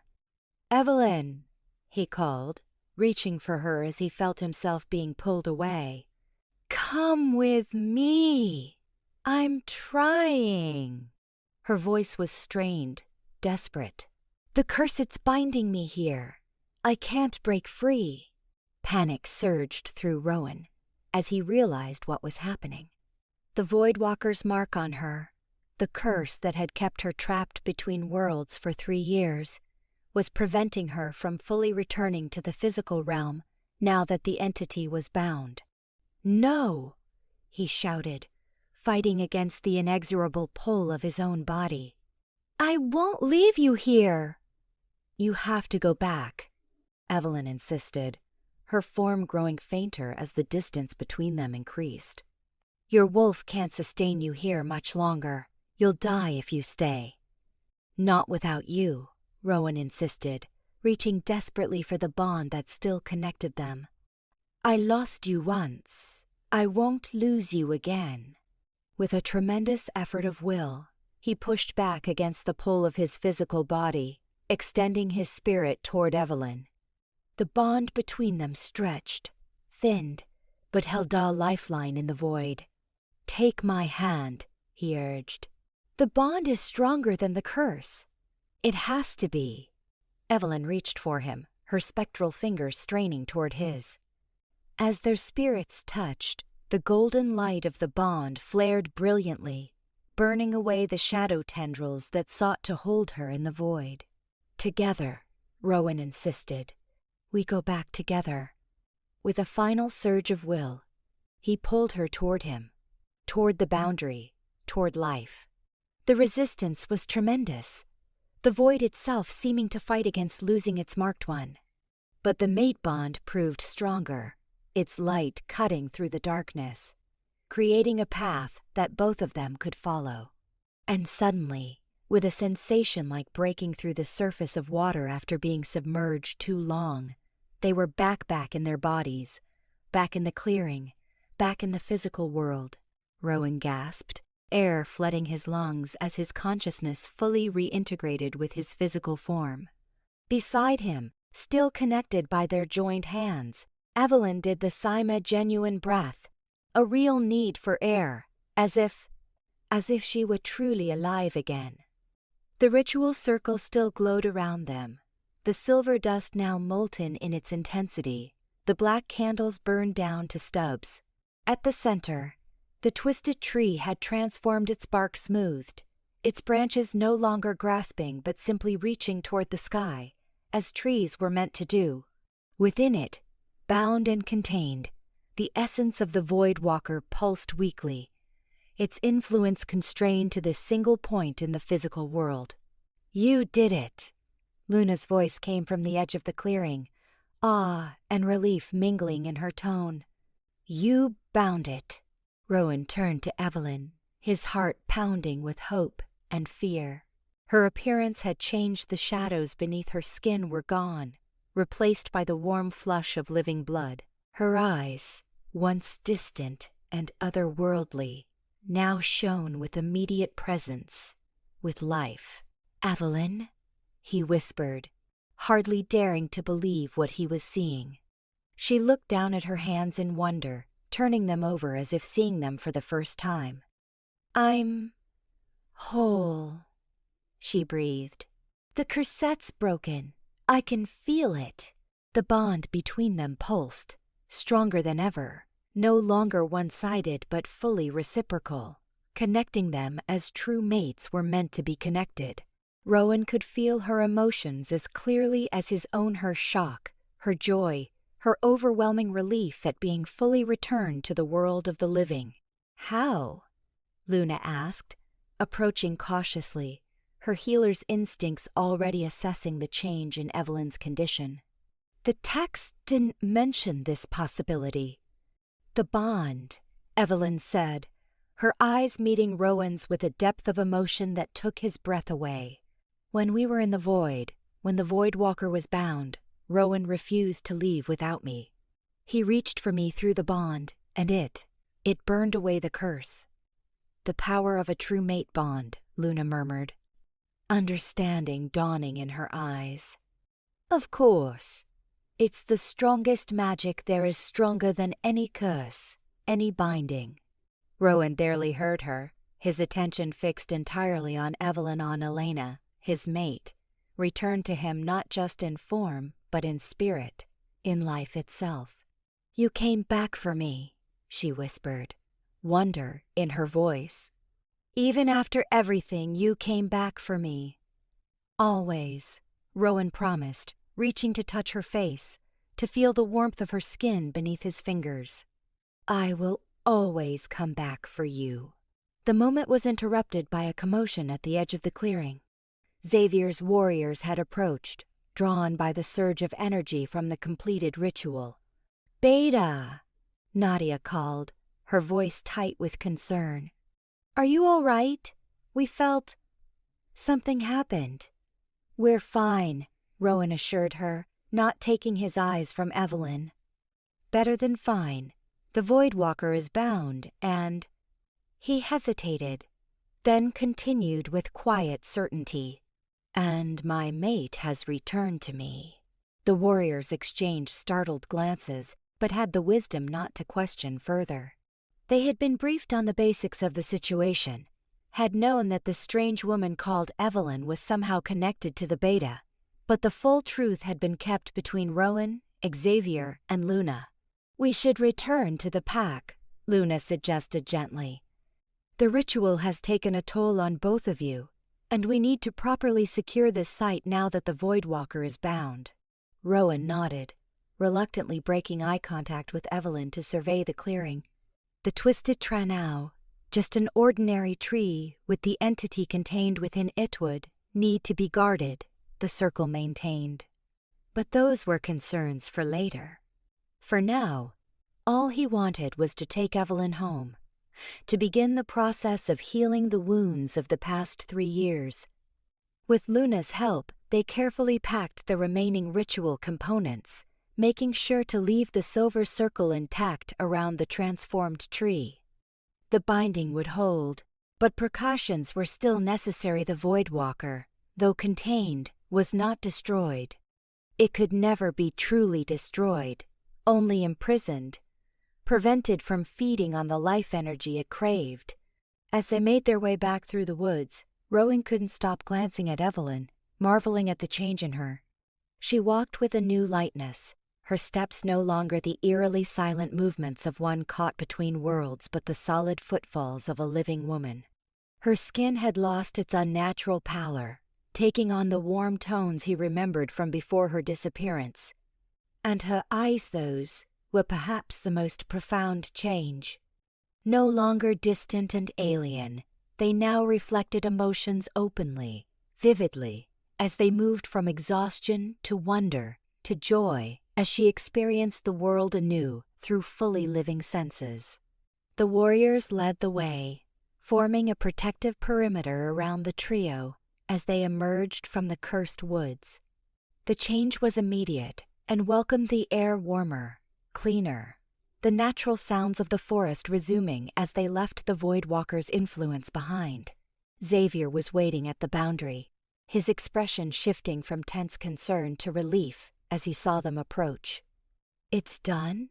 he asked, his gaze taking in their exhausted but triumphant expressions. "It's done," Rowan confirmed. "The Voidwalker is bound within the tree. It won't threaten the pack again." Xavier's eyes shifted to Evelyn, widening slightly as he registered the change in her. "And you've changed." Evelyn nodded, a smile touching her lips, a real smile, full of life and emotion. "The curse is broken. When the Voidwalker was bound, its hold on me was severed." She glanced at Rowan, her expression softening further. "With help?" The Alpha looked between them, understanding dawning in his eyes. "The mate bond," he murmured. "It prevailed." "As it was meant to," Luna interjected, her tone satisfied despite her evident exhaustion. "The moon goddess doesn't make mistakes in her matchings, as you yourself reminded us, Alpha." Xavier inclined his head in acknowledgement. "Indeed." He straightened, his manner becoming more formal. "Evelyn Blackwood, or should I call you Elena again?" She hesitated, considering the question with genuine thought. "Elena," she decided finally. I think Evelyn was who I needed to be while I was caught between worlds. But now that I'm fully returned, I should reclaim my true name. Elena, then, Xavier said with a nod. On behalf of the Moonstone Pack, I thank you for your sacrifice and your service. You've saved us all from a threat we barely understood. The formal acknowledgement brought unexpected tears to Elena's eyes. Thank you, Alpha, she managed, for believing me, for helping me when I returned as a stranger. Not a stranger, Xavier corrected gently. A lost pack member finally returned home. He looked to Rowan. Take her home, Beta. You both need rest. We'll discuss the long-term containment of the Voidwalker tomorrow. Rowan nodded gratefully, taking Elena's hand in his. The simple contact sent a surge of warmth through the bond, a reminder of all they had regained, all they had yet to explore. As they walked through the sleeping pack grounds toward Rowan's cabin, Elena's steps slowed, her expression becoming thoughtful. What is it? Rowan asked, sensing the shift in her mood through their rekindled bond. It's just overwhelming, she admitted. Being fully alive again, feeling everything so vividly, and the Paquil they accept me. After all this time, after everything that's happened? Rowan stopped, turning to face her fully. They mourned you, he said softly. They searched for you alongside me. And now that you've returned, now that you've helped save them from a threat they didn't even know existed. Yes, Elena, they'll accept you. She looked up at him, vulnerability clear in her eyes. And you? After I rejected our bond? After I ran without explanation? Can you forgive that? The question cut to the heart of everything that lay between them. The pain of separation, the years of grief, the choices made in fear and desperation. There's nothing to forgive, Rowan said firmly. You did what you thought was necessary to protect me, to protect all of us. You sacrificed everything, your life, our bond, your place in the pack. If anything, I should be asking your forgiveness for not finding you, for not sensing that you were still out there somewhere. Elena shook her head, a tear slipping down her cheek. You couldn't have known. The curse muted the bond on your end. I made sure of that. Made sure you wouldn't be able to follow me into danger. And now? Rowan asked, reaching to gently wipe away her tear. Now that the curse is broken, now that we're both fully here. Elena's answer was to step closer, eliminating the space between them. Her hands came up to frame his face, warm and alive and real. Now, she whispered. Now I never want to be separated from you again. The kiss that followed was a homecoming, a reaffirmation, a promise. The mate bond flared between them, no longer hindered by curse or distance or the boundary between worlds. It connected them as it was always meant to do, heart to heart, soul to soul. When they finally broke apart, both breathless, Rowan rested his forehead against hers. Welcome home, Elena, he murmured. And for the first time in 3 long years, Elena Blackwood truly felt like she had come home. Morning found them still together, Elena curled against Rowan's side in his bed, her head resting on his chest, his arm wrapped protectively around her. They had talked long into the night, filling in the gaps of their 3 years apart, sharing pain and hope and everything in between. Elena had explained more about her existence in the space between worlds, how she had learned to track the Voidwalker, how she had studied its patterns and behaviors, how she had finally realized that it was growing stronger despite her sacrifice. Rowan had told her about the pack, about how they had mourned her, about how he had thrown himself into his duties as Beta to escape the pain of her loss. He had admitted the anger that came with grief, the moments when he had cursed her name for leaving him. not knowing the truth of her disappearance. And through it all, the bond had pulsed between them, healing old wounds, building new connections, restoring what had been broken. Now, as sunlight filtered through the cabin windows, Elena stirred, her eyes opening to find Rowan already awake, watching her with a mixture of wonder and contentment. "You're still here," he murmured, brushing a strand of hair from her face. "I half expected to wake up and find this had all been a dream." Elena smiled, leaning into his touch. "Not a dream," she assured him.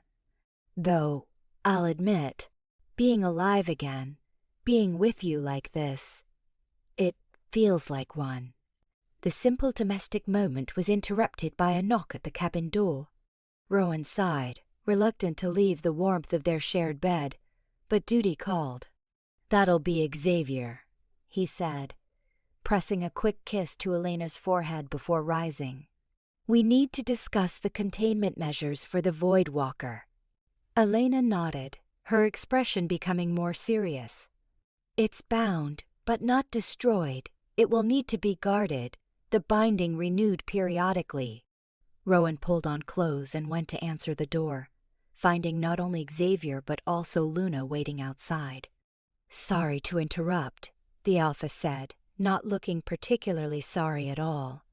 "But we need to establish protocols for the containment site immediately, and—" He hesitated, glancing past Rowan to where Elena had appeared in the bedroom doorway, wrapped in one of Rowan's shirts.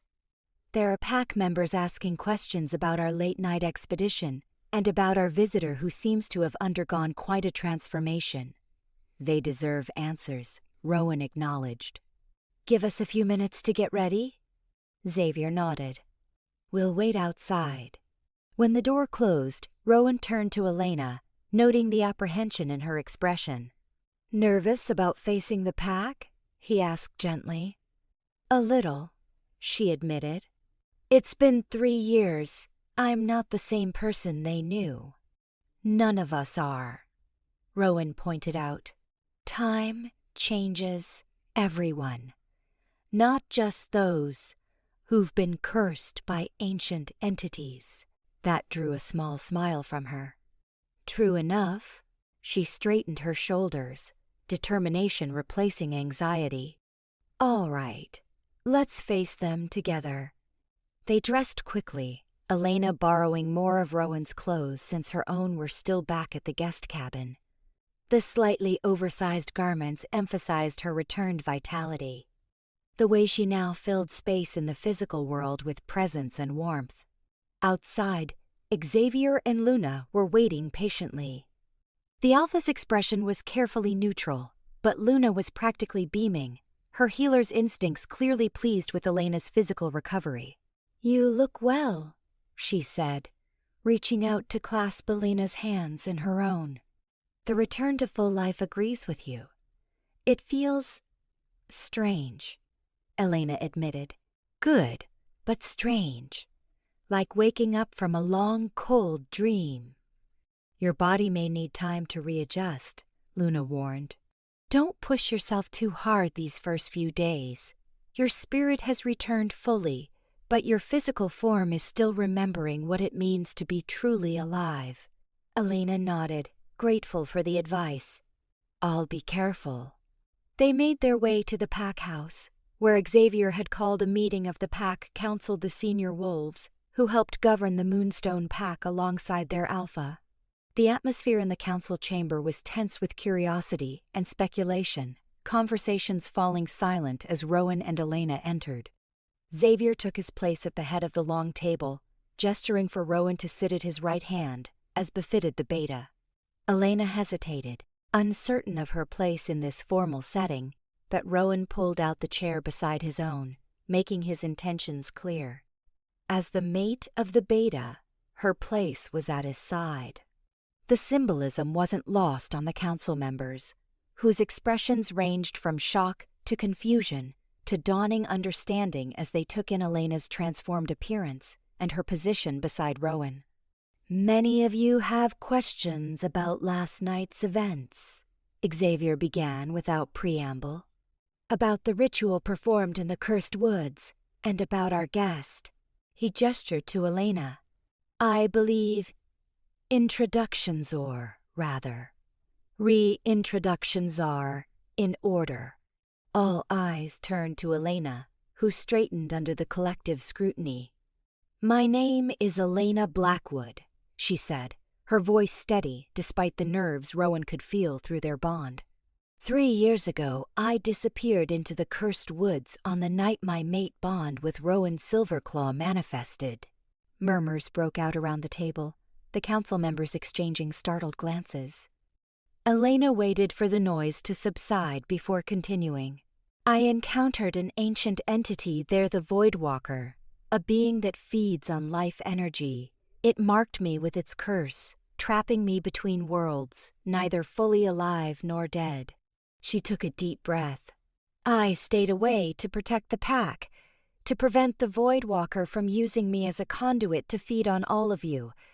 But recently, I realized it was growing stronger regardless of my sacrifice. So I returned, as Evelyn, to warn you of the danger. And last night? One of the council members prompted. Last night, Rowan and I performed a binding ritual. Elena explained. We entered the Voidwalker's domain and confined it to the tree in the clearing. In the process, she glanced at Rowan, a smile touching her lips. In the process, our mate bond proved stronger than the curse. I was fully restored to life. The explanation was met with a mixture of awe and skepticism. One of the older council members, a grizzled warrior named Thorn, leaned forward with narrowed eyes. How do we know this is truly Elena Blackwood? He challenged. 3 years is a long time. Memory fades. This could be some trick, some deception by the very entity you claim to have bound. Before Rowan could respond with the anger that flared through their bond, Luna intervened. I knew Elena before her disappearance, the healer said firmly. I treated her injuries, knew her energy signature as I know all pack members under my care. This is Elena Blackwood, restored to us through the power of the mate-bonda bond. They cannot be falsified or manipulated, even by an entity as powerful as the Voidwalker. Thorn didn't look entirely convinced, but he sat back, unwilling to directly challenge the pack healer's assessment. Xavier took control of the meeting again, his tone brooking no further argument. The identity of Elena Blackwood is not in question. She has saved this pack from a threat we didn't even know existed. At great personal cost, she will be welcomed back among us with the respect and gratitude she deserves. His gaze swept the council, a subtle reminder of his authority as Alpha. No one dared voice further objections. Now, Xavier continued, to the practical matters. The Voidwalker is bound but not destroyed. The binding must be maintained, the site guarded to prevent anyone from inadvertently releasing it. I can help with Quay. That, Elena offered. I understand its nature better than most. I can design wards, train others to recognize signs of the binding weakening. Xavier nodded approvingly. Good. You'll work with Luna on establishing protocols for monitoring and maintaining the binding. He turned to the council at large. Until further notice, the cursed woods are off-limits to all pack members except those specifically authorized for guard duty or ritual maintenance. The rest of the meeting focused on logistics, setting up the troll rotations for the containment site, allocating resources for the creation of more permanent wards, establishing communication procedures in Bra. Case of emergencies. Throughout it all, Rowan remained hyper-aware of Elena beside him, of her intelligent contributions to the discussion, of the way she slipped seamlessly back into the role of a valued pack member despite her long absence. By the time the meeting concluded, the initial suspicion had largely given way to cautious acceptance. As the council members filed out, several approached Elena directly, offering quiet words of welcome or thanks for her role in protecting the pack. When they were finally alone with Xavier, the Alpha's formal demeanor softened somewhat. "That went better than expected," he observed. "Though Thord will take more convincing." "Thorn was skeptical of me when I first joined the pack," Eleanor recalled with a small smile. "Some things don't change." "And some things do," Xavier countered, his gaze moving between her and Rowan. "The mate bond's fully restored?" Rowan nodded, unable to keep a hint of wonder from his voice. "Stronger than before, even.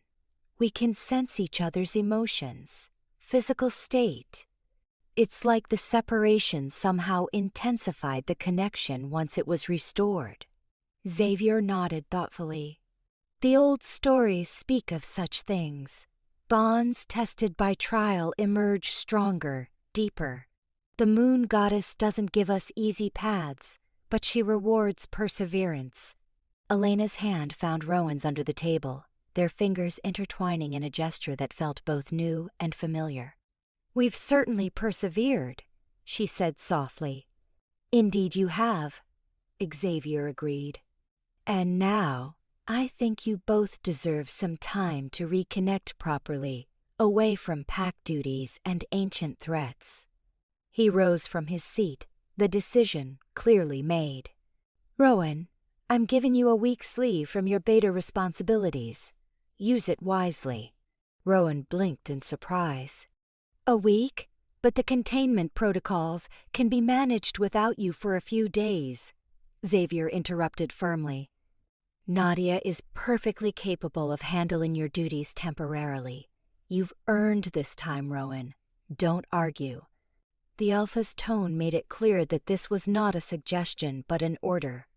Rowan nodded, gratitude welling within him. "Thank you, Alpha." As they left the pack house, Elena's expression was thoughtful. "A whole week," she mused. "What does one do with a week of freedom after 3 years of existing between worlds?" Rowan squeezed her hand gently. "Whatever you want. We could stay here, reconnect with the pack, or—" He hesitated, then continued with a hint of uncertainty. "We could go to the cabin by the lake. It's private, peaceful. A good place to rediscover each other." The cabin he referred to was a small, secluded retreat that belonged to the pack, used occasionally by members who needed time away from the compound. Rowan had spent time there after Elena's disappearance, seeking solitude in his grief. Elena's eyes lit up at the suggestion. "The lake cabin sounds perfect," she said softly. "Just us, away from curious eyes and pack politics." The decision made, they spent the morning gathering supplies and making arrangements. Luna insisted on checking Elena's physical condition one more time, pronouncing her healthy but still advising caution as her body readjusted to full life. "Your metabolism is functioning normally again," the healer explained as she finished her examination. "But your body has been in a state of suspension for 3 years. You'll likely experience intense hunger, fatigue, and heightened sensations as your systems recalibrate." "I've noticed," Elena admitted. "Food tastes incredible. Even the simplest things. And touch." She glanced at Rowan, a blush coloring her cheeks. "Everything feels more intense." Luna smiled knowingly. "That's to be expected. Just take things slowly, listen to your body's signals, and enjoy the rediscovery. It's a gift few ever receive, experiencing life anew with fresh appreciation." By early afternoon, they were ready to depart. Xavier assigned 2 wolves to escort them to the lake cabin, more as a precaution than out of any real concern for danger. The Voidwalker was bound, its influence contained, but old habits of protection died hard. The journey took several hours. the cabin being located in a remote area of the Pack territory, nestled in the foothills that bordered the western edge of their lands. As they traveled, Elena marveled at the forest around them, seeing it with truly living eyes for the first time in years. "Everything is so vivid," she murmured, pausing to touch the rough bark of an ancient pine. "The colors, the scents, the textures. I could feel these things before, but it was muted, distant, like experiencing the world through thick glass." Rowan watched her rediscovery with a mixture of joy and lingering sadness for what she had endured. "And now?" he asked. "Now it's like the glass has been shattered," Elena said, turning to him with wonder in her eyes. "Everything is immediate, present, real." When they finally reached the cabin, their escorts helped them unload their supplies, then discreetly withdrew, promising to return in a week unless called for sooner. As the sound of their departure faded into the forest, a profound quiet settled around the small clearing where the cabin stood.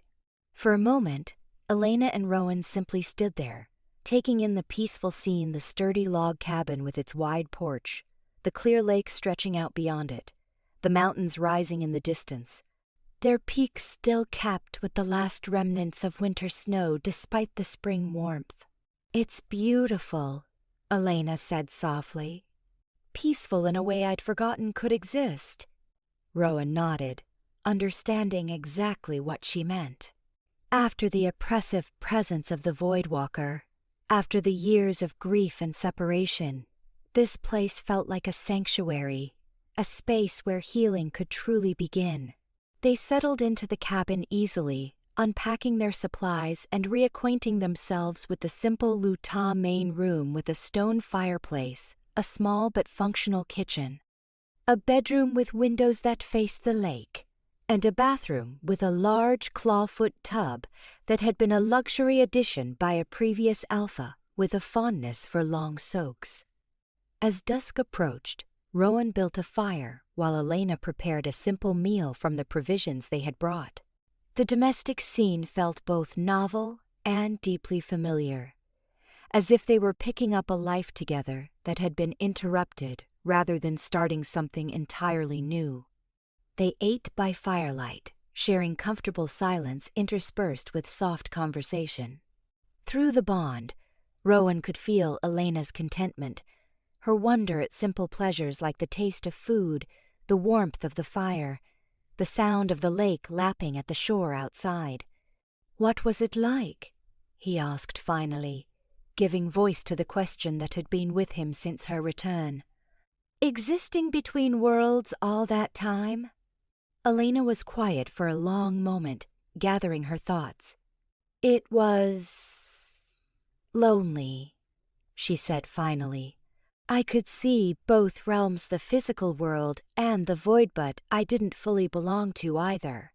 I didn't need to eat or sleep much, didn't feel pain or pleasure the way the living do. Time passed differently, sometimes too quickly, sometimes agonizingly slowly." She looked down at her hands, which no longer bore the shifting shadows of the curse. "The hardest part was feeling our bond, but knowing you couldn't feel me. Reaching out across that connection and finding only emptiness coming back. I felt something," Rowan admitted.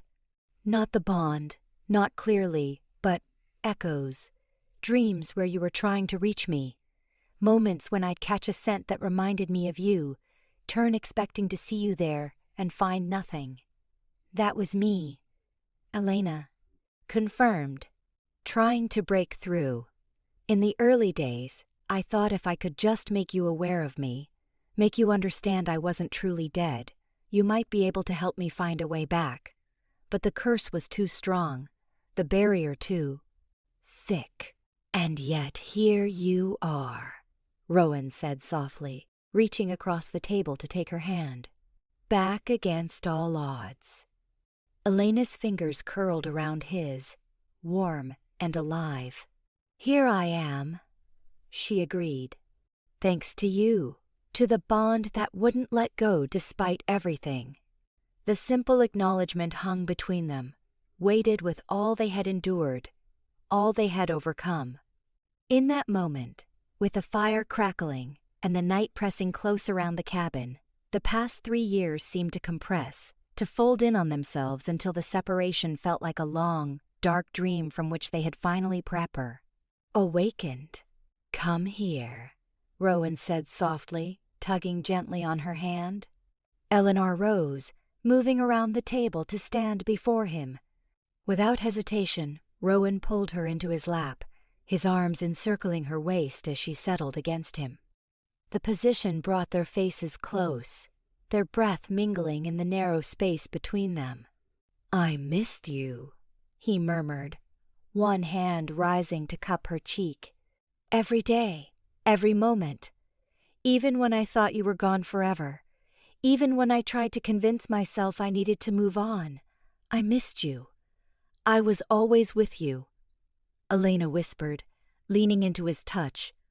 "As much as I could be, watching over you, drawing strength from knowing you were safe, that my sacrifice had protected you." "No more sacrifices," Rowan said firmly. "No more separation. Whatever comes next, we face it together." "Together," Elena agreed, closing the distance between them to seal the promise with a kiss. The connection was electric, the mate bond flaring between them with an intensity that left them both breathless. What began as tender quickly deepened, 3 years of longing and loss fueling a hunger that demanded satisfaction. Rowan stood, lifting Elena with him, her legs wrapping around his waist as he carried her to the bedroom. There, in the silver moonlight streaming through the windows, they rediscovered each other fully, every touch. A revelation, every kiss, a homecoming, every shared breath, a reaffirmation of the bond that had transcended death. Later, as they lay tangled together in the quiet aftermath, Elena traced idle patterns on Rowan's chest, her head pillowed on his shoulder. "What happens now?" she asked softly. "After our week here, I mean. We go back to the pack, and then what?" Rowan's fingers played with her hair, reveling in the simple pleasure of having her in his arms again. "Whatever we want," he said. "You'll take your place as my mate officially. We'll help maintain the binding on the Void Walker. And we'll live, Elena. Really live, making up for all the time we lost." "It sounds too simple," she murmured, a hint of lingering fear in her voice. "After everything that happened, can it really be that straightforward?" "Why not?" Rowan challenged gently. "Haven't we earned a little simplicity, a little peace?" Elena was quiet for a moment, considering. "I suppose we have," she conceded. "It's just hard to believe it's really over the curse, the separation, the Void Walker's threat." "Not over," Rowan corrected. "Just a new chapter beginning. Our story didn't end when you disappeared into those woods. It took a dark turn, yes, but now we're back on a brighter path, together." Elena smiled against his skin, the contentment flowing through their bond warming him from within. "I like that," she said. "Not an ending, but a continuation." "Exactly," Rowan agreed, pressing a kiss to the top of her head. "And this time, we write the story together." The week at the lake cabin passed in a blend of peaceful moments and passionate reconnection. They swam in the clear waters, hiked the surrounding hills, and spent long evenings by the fire, filling in the gaps of their time apart. Elena told Rowan more about her existence between worlds, about the strange abilities the curse had given her, about the loneliness of watching life continue without being able to fully participate in it. Rowan shared stories of the pack, of changes and constants, of how he had carried her memory with him through the years of believing her dead. As Luna had predicted, Elena's body continued to adjust to being fully alive again. She experienced intense hunger, quickly regaining the weight she had lost during her cursed state. Her senses remained heightened, every experience vivid and new. And the mate bond between them strengthened daily, deepening into a connection more profound than either had imagined possible. On their last morning at the cabin, they sat on the porch watching the sunrise over the lake, coffee mugs warming their hands against the early chill. "I'm almost reluctant to go back," Elena admitted. "It's been so perfect here, just the two of us." Rowan nodded in understanding. "We can come back whenever we want," he promised. "But the pack is part of who we are too, and they're waiting to welcome you home properly." Elena leaned against his shoulder, a smile playing at her lips. "Home," she repeated softly. "I'd almost forgotten what that word meant." "It means us," Rowan said simply. "You and me, together. The pack, our extended family, the place where we belong." As if in agreement, their escort arrived shortly after. Two young wolves who had clearly been instructed to give them privacy during the approach. They called from the edge of the clearing, waiting for acknowledgement before coming closer. The journey back to the pack compound was filled with a different energy than their departure had been. Less uncertainty, more anticipation. Elena sat taller, her expression more confident, her presence in the world more firmly established. When they arrived, they found the compound decorated for a celebration, pack members gathering in the central clearing where fires were being built and tables set up. "What's all this?" Rowan asked in surprise as Xavier came to greet them. The Alpha smiled, a rare expression that transformed his usually stern features. "A welcoming ceremony," he explained, "for Elena's return. And," he hesitated, glancing between them, "if you're willing, a mate bonding ceremony as well, to make official what the moon goddess has already blessed." Elena's hand tightened in Rowan's, a surge of emotion flowing through their bond. "A bonding ceremony?" she repeated, her voice thick with suppressed tears. "But I thought after everything," Xavier interrupted gently. "You deserve to have your union recognized and celebrated by the pack that loves you both. The preparations are complete. If you consent." Rowan looked to Elena, leaving the decision in her hands. This was her homecoming, her reintegration into the pack. It needed to happen on her terms. Elena took a deep breath, looking around at the gathering pack members, some familiar faces from before her disappearance, others new but equally welcoming. Then she turned to Rowan, her eyes shining with unshed tears and absolute certainty. "Yes," she said simply. "Yes to all of it." The ceremony took place at moonrise. The pack gathered in a circle around the central fire. Elena wore a simple white dress that Luna had somehow procured, her dark hair adorned with wildflowers gathered by the pack's children.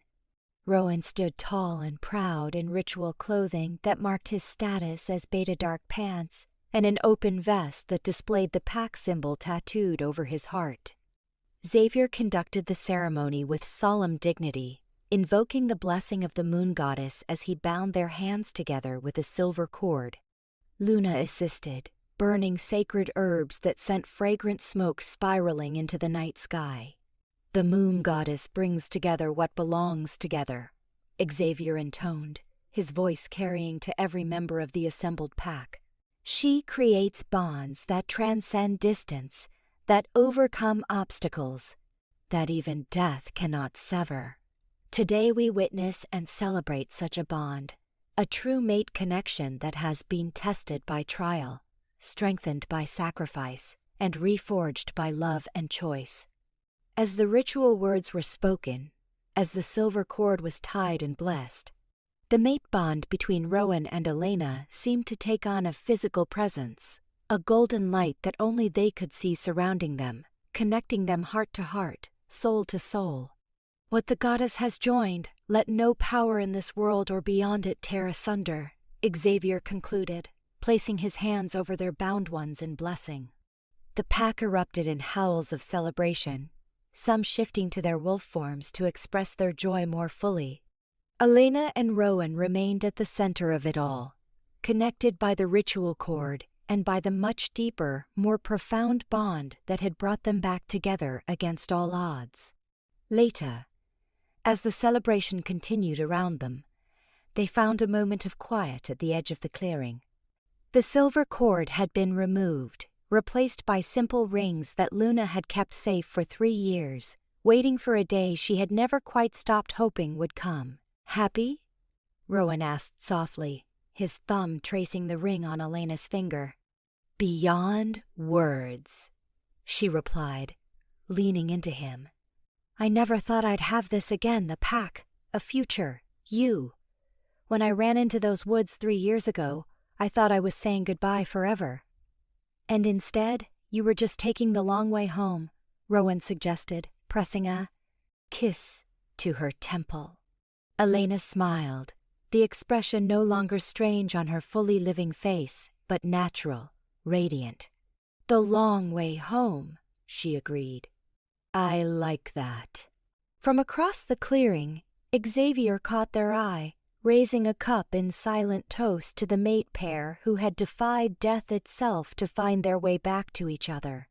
Around him, the pack celebrated not just a union, but a return, a healing, a victory over darkness.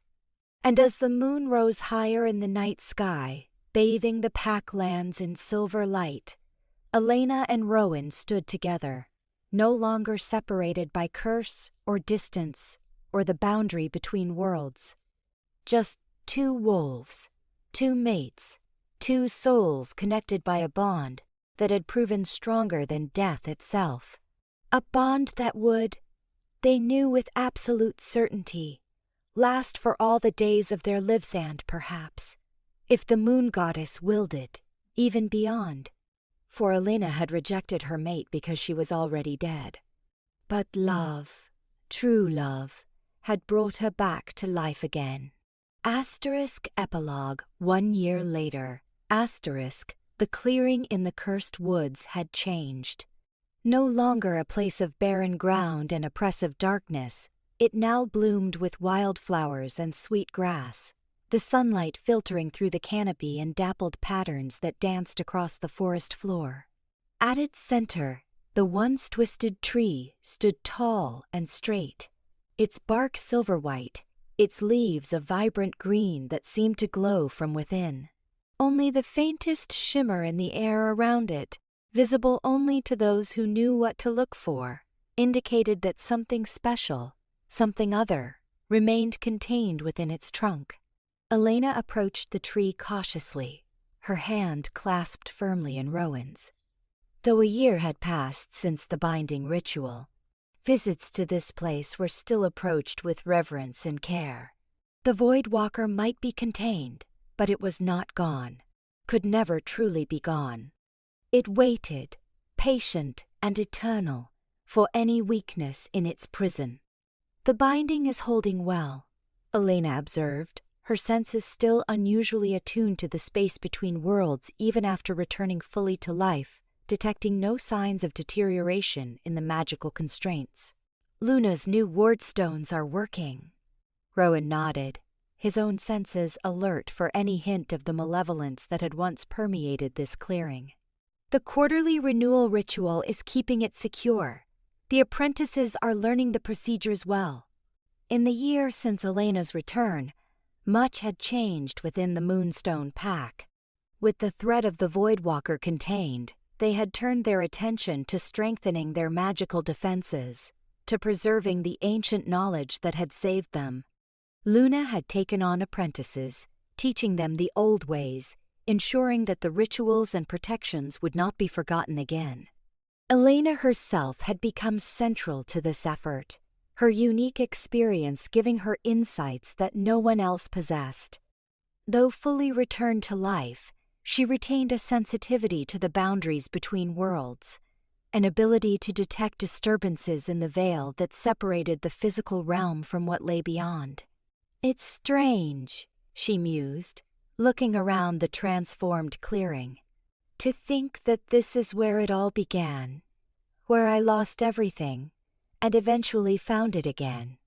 Rowan squeezed her hand gently. "Full circle," he agreed. "But with a better ending than beginning." Elena smiled, the expression coming easily now after a year of practice.